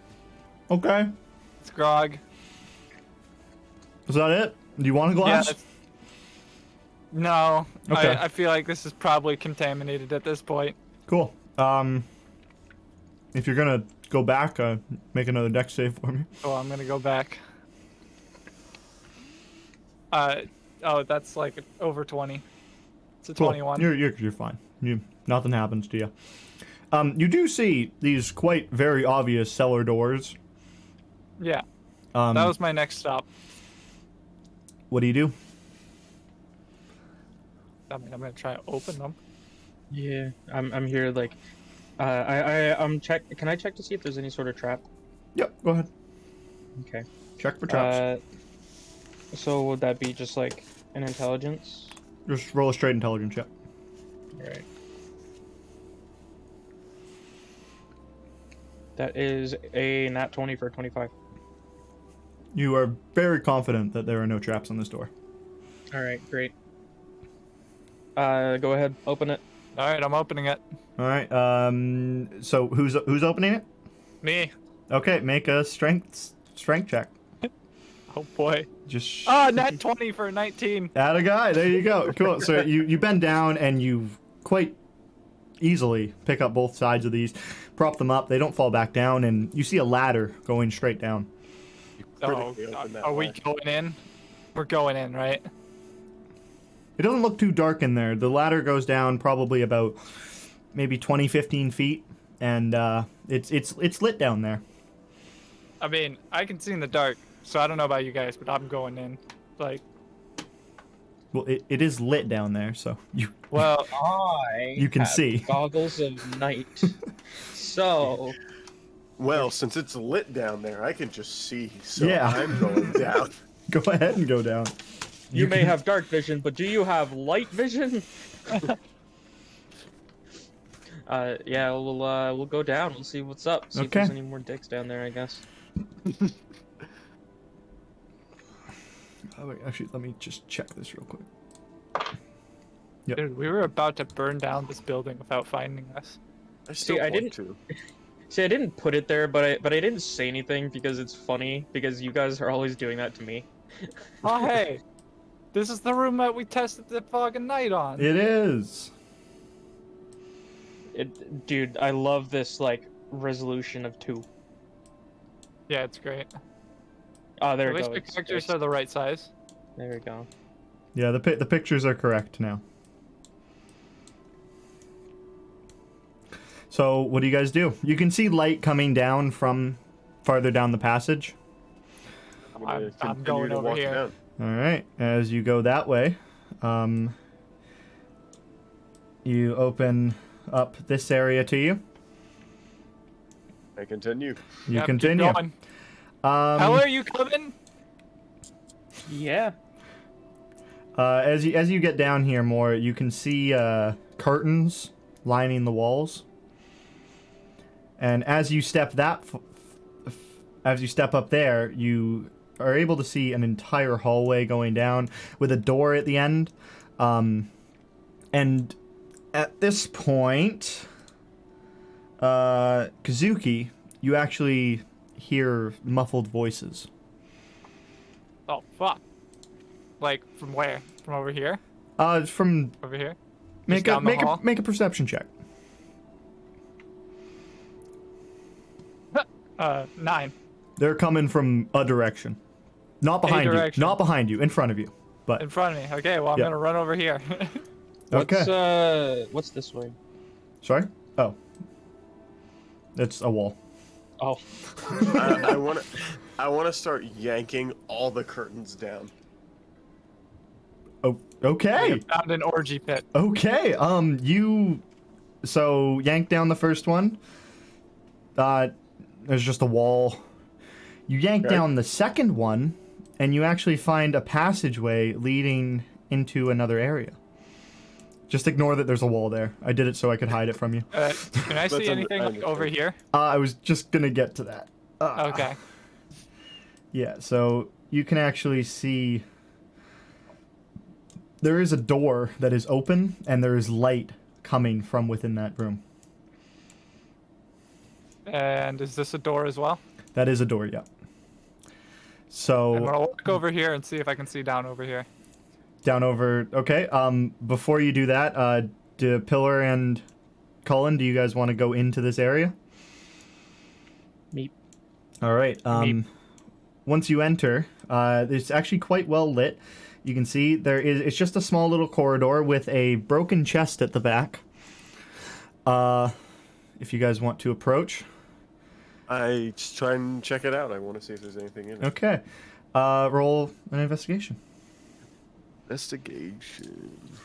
I'm pretty good at that. But not today. That is gonna be 7. 7. It just looks like rubble of a chest that's been broken in. All right, I'm gonna leave. All right. What did you say was in there? It just tell him what you found. It's just a chest. It's just broken. It's just broke. Did you open it? I tried. It's just broken. Can I try? It's broken. It's already open. You can pretty much see Okay, it's inside of already it. open. You just All roll right. roll an investigation. 18. 18. All right. You have a look in there, and it looks pretty empty. But you can see at the bottom there is kind of a dusty outline of what looks almost like a key. That key belongs to me. I remember I put it here. I'm gonna put it in my pocket. No. There's an outline of a key. There was a key there in the dust, but you can't see it anymore. You can.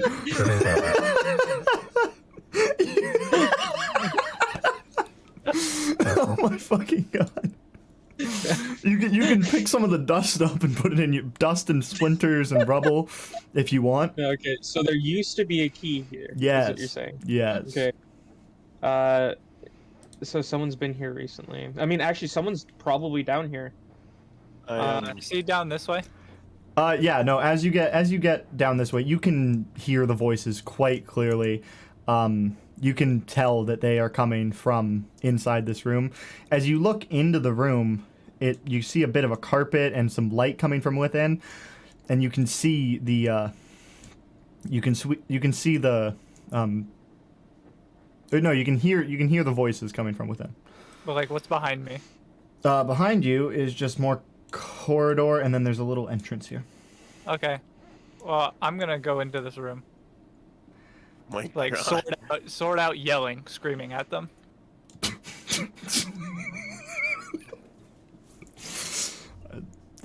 I'd like you all to roll initiative. See if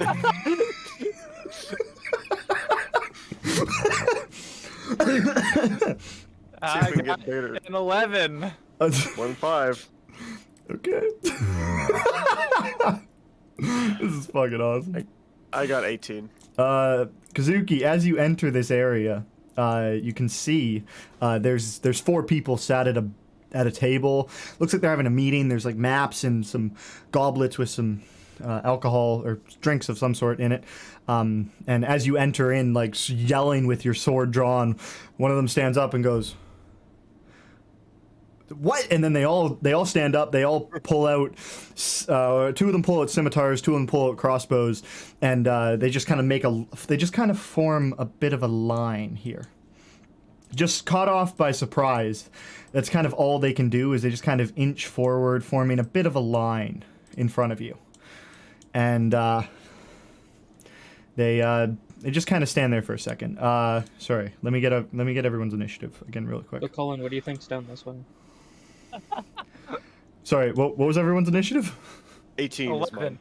mine. 11 for Kazuki, 18, and 7. Yeah. Okay.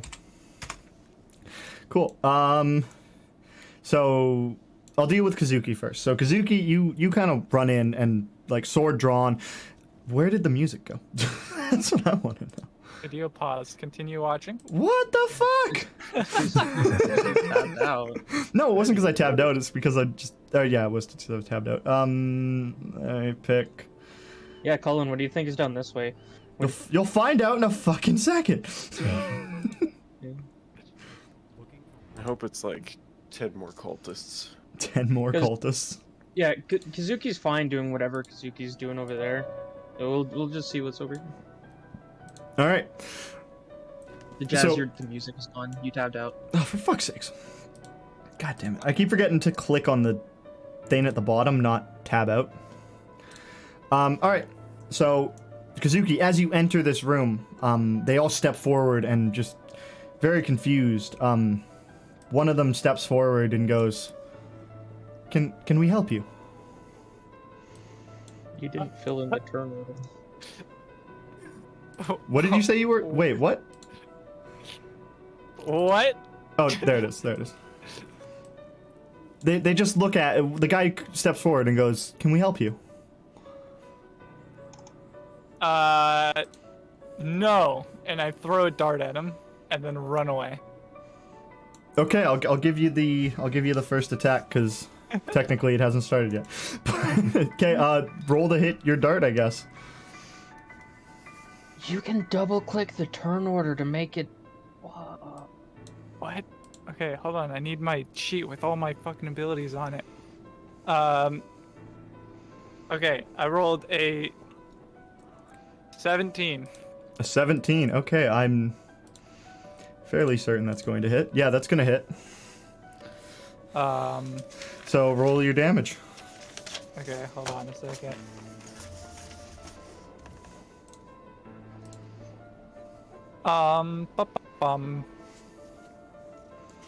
Where is it? I know it's here somewhere. I have so many abilities. Ah, there it is. Okay, I'm going to use my bonus action to use Kensei Shot, which makes this dart do more damage. Because it is a Kensei weapon. Okay, Okay, so I get 2d4. go for it. You made your dart your Kensei weapon. That's crazy. Well, I get 2. 4 damage. Okay, 4 damage. Plus 3 for, so 7 damage. Okay. 7 damage. 7 damage. He kind of just takes that in the chest and just like out of confusion and pain. He just and he looks up and you're gone and he Yeah, just I'm out here looks, like, he guys, cultists! he looks around and he's like, what the fuck? And yeah, then I will deal with you guys. You see as you enter just a pit of, why didn't that work?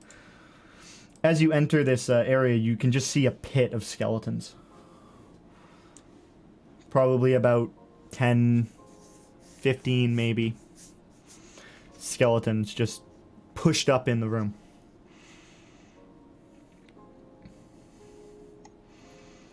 Oh wait, never mind. I don't even have to ask. Is the initiative broken for everyone or just me? What's broken with it? You never filled it in. I did fill Yeah, it it in. just says turn order enemy 0. I did fill it in, but they're. What the fuck? Just say when it's our turn, and we could just trust you. I will just keep everyone's initiative. Okay. I will keep track of it. Don't worry about it. Okay. So, first off. Remember, I have Shorson right after me as well. Sorry. Remember, I have Shorson after me. Shorson? Oh yeah. Okay. So this guy runs out, and out of just pure confusion, runs out here and is like, "What the fuck?" And he just kind of draws a scimitar and just holds it up, and he's just kind of being like, "I was just trying to talk to you, man."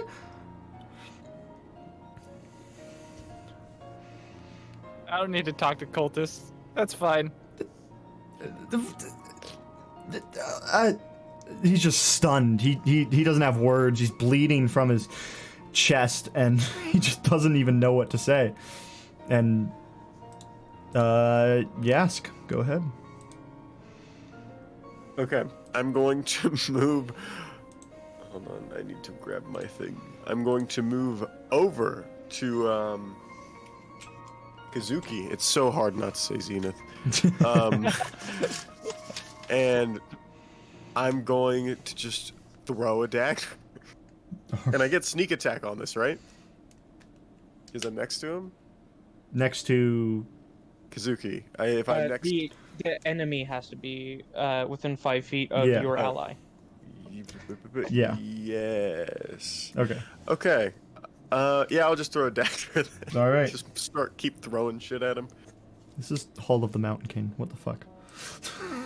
Why is it playing Hall of the Mountain King? Ah, fuck. I rolled a 10. You rolled a 10. You That get it, chicken. that doesn't hit. Alright, I'm gonna use my bonus action to help Kazuki. Okay. And I'm gonna stay where I'm at. Awesome. Brain pause. Stress has minimized their application. Fuck! I'll get good at this eventually. Don't worry about it. Okay. So you. All right. You throw your. What did you throw? Dagger? Yes, I threw a dagger. Okay. Yeah. So you throw your dagger and it doesn't quite make it. It's a little short. It kind of like fumbled out of your hands as it threw, and it kind of just like pings on the ground in front of him, and he looks up and goes, "If we just want to talk." And start talking. Stop throwing things at me. And he's bleeding out of his chest, and he just gestures to it and goes, "What the fuck?" I don't trust a bleeding man. Do you end your turn there? What the? You made him bleed. No. Kazuki did. Do you end your turn there? Yes, but yes. You're gonna make a great parent. Your kid's gonna come up to you with a cut. You're gonna be like, "Dad, I cut my fingers." I don't believe you. You're bleeding. All right. No, you didn't. With that, it is this guy. No, shit. Fuck. Damn it. Fuck. What'd I do? It's this guy's turn now. He's Oh, gonna. there's 2 enemies on the turn now. Yeah, he's gonna run up and he's gonna just stand behind this guy and go, "What's going on, boss?" And he just turns around to the guy and points at his chest as it's bleeding and goes, "What the fuck?" And then the guy looks at him and goes, "What the fuck?" And they're just kind of just looking at you guys going like, "Why? Why? I never trust a man with a bleeding friend. Why?" They're so confused. They are just in awe. They don't know. And then this guy kicks open this door, so it's open all the way. And then he will end his turn.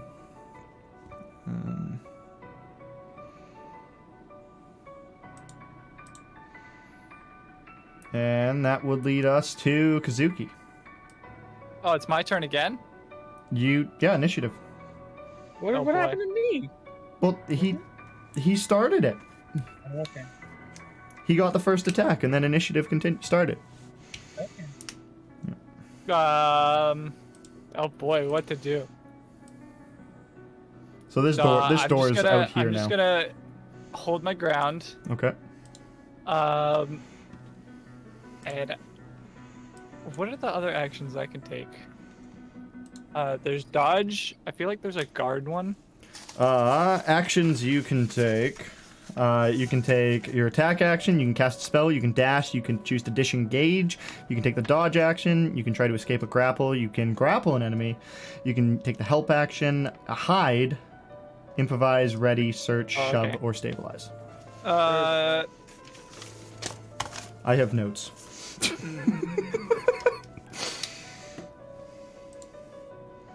I'm just gonna dodge, I guess. You're just gonna take the Just- Yep. Can I ask how often you read that Four Idiots group? I just literally just scrolled through everything because I don't have the time for it right now. But every once in a while I do check it. Yep. So you're just gonna take the dodge action and end your turn? Yeah. Okay, this guy is looking more and more confused. Alright, and then it's gonna be this guy's turn.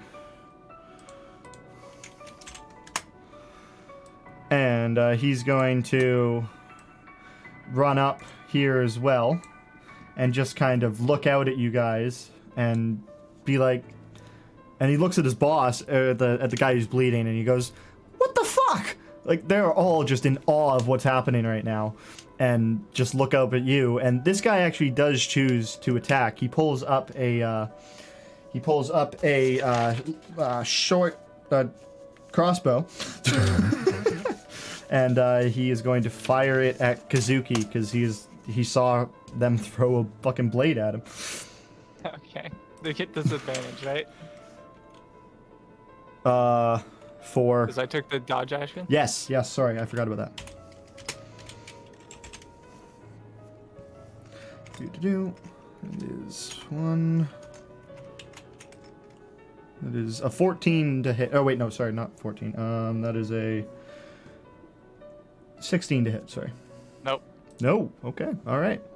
Suck it. Cool. So it whizzes past you and lodges itself into the wall behind you, and then his boss kind of looks at him and goes, "Dude, don't. Let's figure this out. And we move on to Peller. Okay. I see them like starting to come out. I didn't even know that there was like people there. It's my turn. I'm like, okay, so I come up. Let's see how much movement I can go right up to here. I'm like, whoa, hey, we don't need to fight this out. We're just investigating something. We're here checking for a smell. Okay. And the guy who's bleeding kind of looks at you and goes, well, we could have had a conversation, but I think it's escalated past that at this point. Unless you want to continue a conversation while I bleed out. Was it a dagger or was it a dart? Like I say this out of character. It is the dart. Okay. Dude, it's a dart. You're not gonna bleed out. It fucking hurt. I believe that, and I apologize on behalf of my friend here, but if we can put our weapons down and talk this out. I suppose we could work that out. So we're just looking, just like some guy paid us to figure out why there's been a smell coming from this building. And so we were looking around. It looked abandoned. We didn't know you were here. Okay. Wait, if we're gonna talk, let's do it in here. This hallway's gross and cold. And do you do anything else? I actively take the dodge action, like, so in case someone tries to jump me. Okay, cool. So this guy, it's this guy's turn. He steps forward and he goes, "What's going on?" And then the guy who's got the dart in his chest turns around and goes, "Go back inside." And they all just start to file back. That's not what I wanted to move. They all just start to kind of file back into the room. Do you guys want to follow? I will. Okay. I like turn back to Kizuki. I'm like, you can't just attack people on a whim. Right. It's a dungeon with skeletons in it. They're... I'm going to stand outside. I'm not going into a small room with 4 unknown men.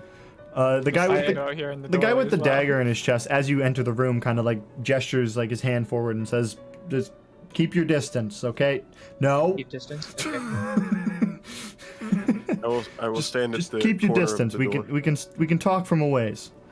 All right. This is where I'll stand. Okay. Can you put like they went in before me, right? So, can you put Shorson like right here? Yes, I've completely forgot to pull out Shorson. Shorson where? Like here? Like right, like one up. One up? Okay. Yeah. By the way, like I know like flavor-wise I throw him out, but according to like Artificer, that's not something I have to do. It's just kind of there. No. Yeah, for sure. Yeah. For sure. Cool. Okay, so he's just there in case something happens. For sure. For sure. So, as you guys, or I guess, is only Peller going in? Yeah. Okay. Standing at the doorway. So as Peller enters the room, there's 4 bandits. There's the 4 people. They've regained their seats. They've gone back and they've sat down. And one of them takes a sip of his drink. The other guy, the guy who got hit by with a dart, he sits down and he kind of just looks at the tiny hole in his chest and just is kind of in disbelief of what just happened. All right. So yeah, he's like, what do you guys want? So I'll give you a little bit of background. I'm not from here, and I probably won't I don't be here care for about the long. background. What the fuck are you doing here? We were paid to find out the source of a rotten smell that seemed to come from this building. Okay. So we came in, we found a severed head upstairs, and there seems to be a lot of decomposed corpses down here. We weren't paid to stop you or anything. We were paid to get rid of the smell. So if you guys just want to, be mindful of the people that I'm assuming you're trying to hide from, it might be a good idea to mask this scent. Oh, I appreciate your concern, but we're trying to do something here, and scent's really the last thing that concerns us. If it's gonna smell, it's gonna smell. Well, what about the people that it might attract? We're here because of it. Well, if people come, they come. You did see the skeletons, right? Yeah. There's quite a few of them. People come. Interesting. Do you have an intention of adding us to the pile? Will that be an issue? Depends on how this conversation goes. Speaking of which, I really don't feel comfortable not being able to see the rest of your people.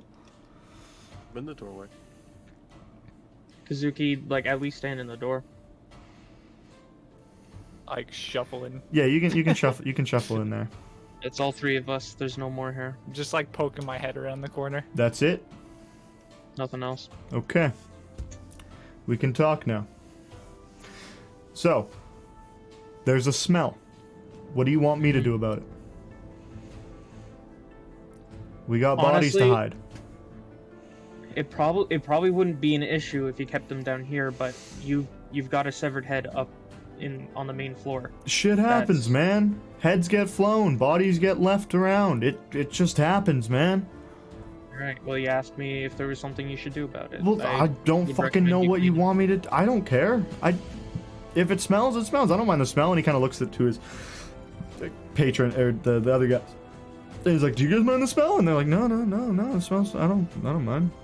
And he just looks up and he goes, I look back and forth, like from like the two at the door and back to them, and so I look back at the guys at the table, but I speak telepathically to the two here at the door. I say, "What if we decide to quote unquote leave them alone, and then we just do what we were going to do from the start and burn down the building above?" That sounds fine to me, honestly. Right. So, I masked me waiting for them to respond telepathically to me by just sighing. I'm like, okay. You know what? It's honestly, we're not getting paid that much, and this seems like too much of a drag to deal with. "Okay." You guys do what you want, as long as you don't come looking for us, because we don't care. We're leaving town soon. So, Okay. may we go? Yeah, that's the problem. And he stands up, and he doesn't really take a step forward, but he just kind of pushes his chair back and he stands up. He puts his hand out towards Zenith, and like he just extends his hand out towards Zenith or not Zenith, Kazuki and Cullen. And when he extends his hand, the door behind you just slams shut, and you hear it lock. I mean, I'm in the doorway. Make a strength save Oh boy. Okay. with disadvantage because you got caught off guard. Actually, got caught off guard. Can I just help him and just make it a normal roll?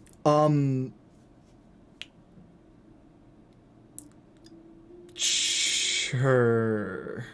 If you choose to fail it. You can help him if you choose to fail it. Yeah, I'll give him help so we get the one roll. Okay. Hope you keep it open so that my defender can come in. What'd you get? 8? 4. 4? You're good at that. 4. 4? Okay. So the door slams shut, and both of you are actually hit in the back by the door, caught off guard, and you both fly forward about 5 feet, and the door slams shut and does lock behind you. Awesome. And the guy just goes, "Unfortunately, people who know our whereabouts, well, you know what happens to them." Unfortunately, you're a dick. As that may be true. Your fall is near. Well, I didn't want to kill you guys, but I guess say your prayers. Well, shall we do this? And as he says, "Shall we do this?" everyone stands up and kicks their chairs back. Their chairs kick back and hit the walls behind them, kind of like breaking their leg, just like kind of like splinters just kind of pour out on the ground around where they are as they kick these chairs back, and they just all stand there. The two of them ready their scimitars, and two of them ready their crossbows, and they just point them at all of you. And that's where we're going to end today.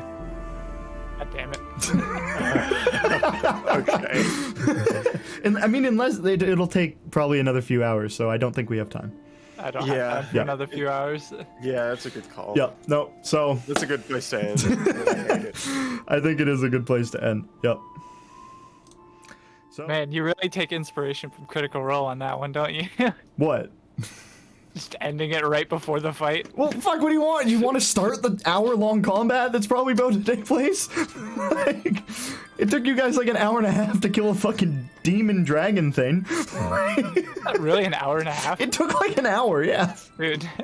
Like, it took So, quite a okay, while. I have a question. Okay. So what happens when what the fuck was this guy's name?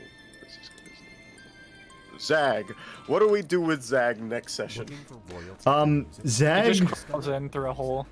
We'll figure out Zag, but it's going to be a little difficult to incorporate him at this point. He's 2 feet tall. He could crawl in. He probably could, but at the same time, since he's on the ship right now in the brig is the problem. No, he was let loose, I thought, unless they recaptured Well, him. they wouldn't just leave a goblin like running around. They would have recaptured him. That's completely fair. Yeah. So it's he might have to spend the first hour or so. I don't know how I'd incorporate him in. But we'll figure it out. I have a week. I have a week to figure it out. That's fair. But hey, we did what we did. It happened, and I think that's all there is to say. Until next time, I have been the Jazzman. Thank you for joining me and my friends here in Amostifan. Have a good week. Peace.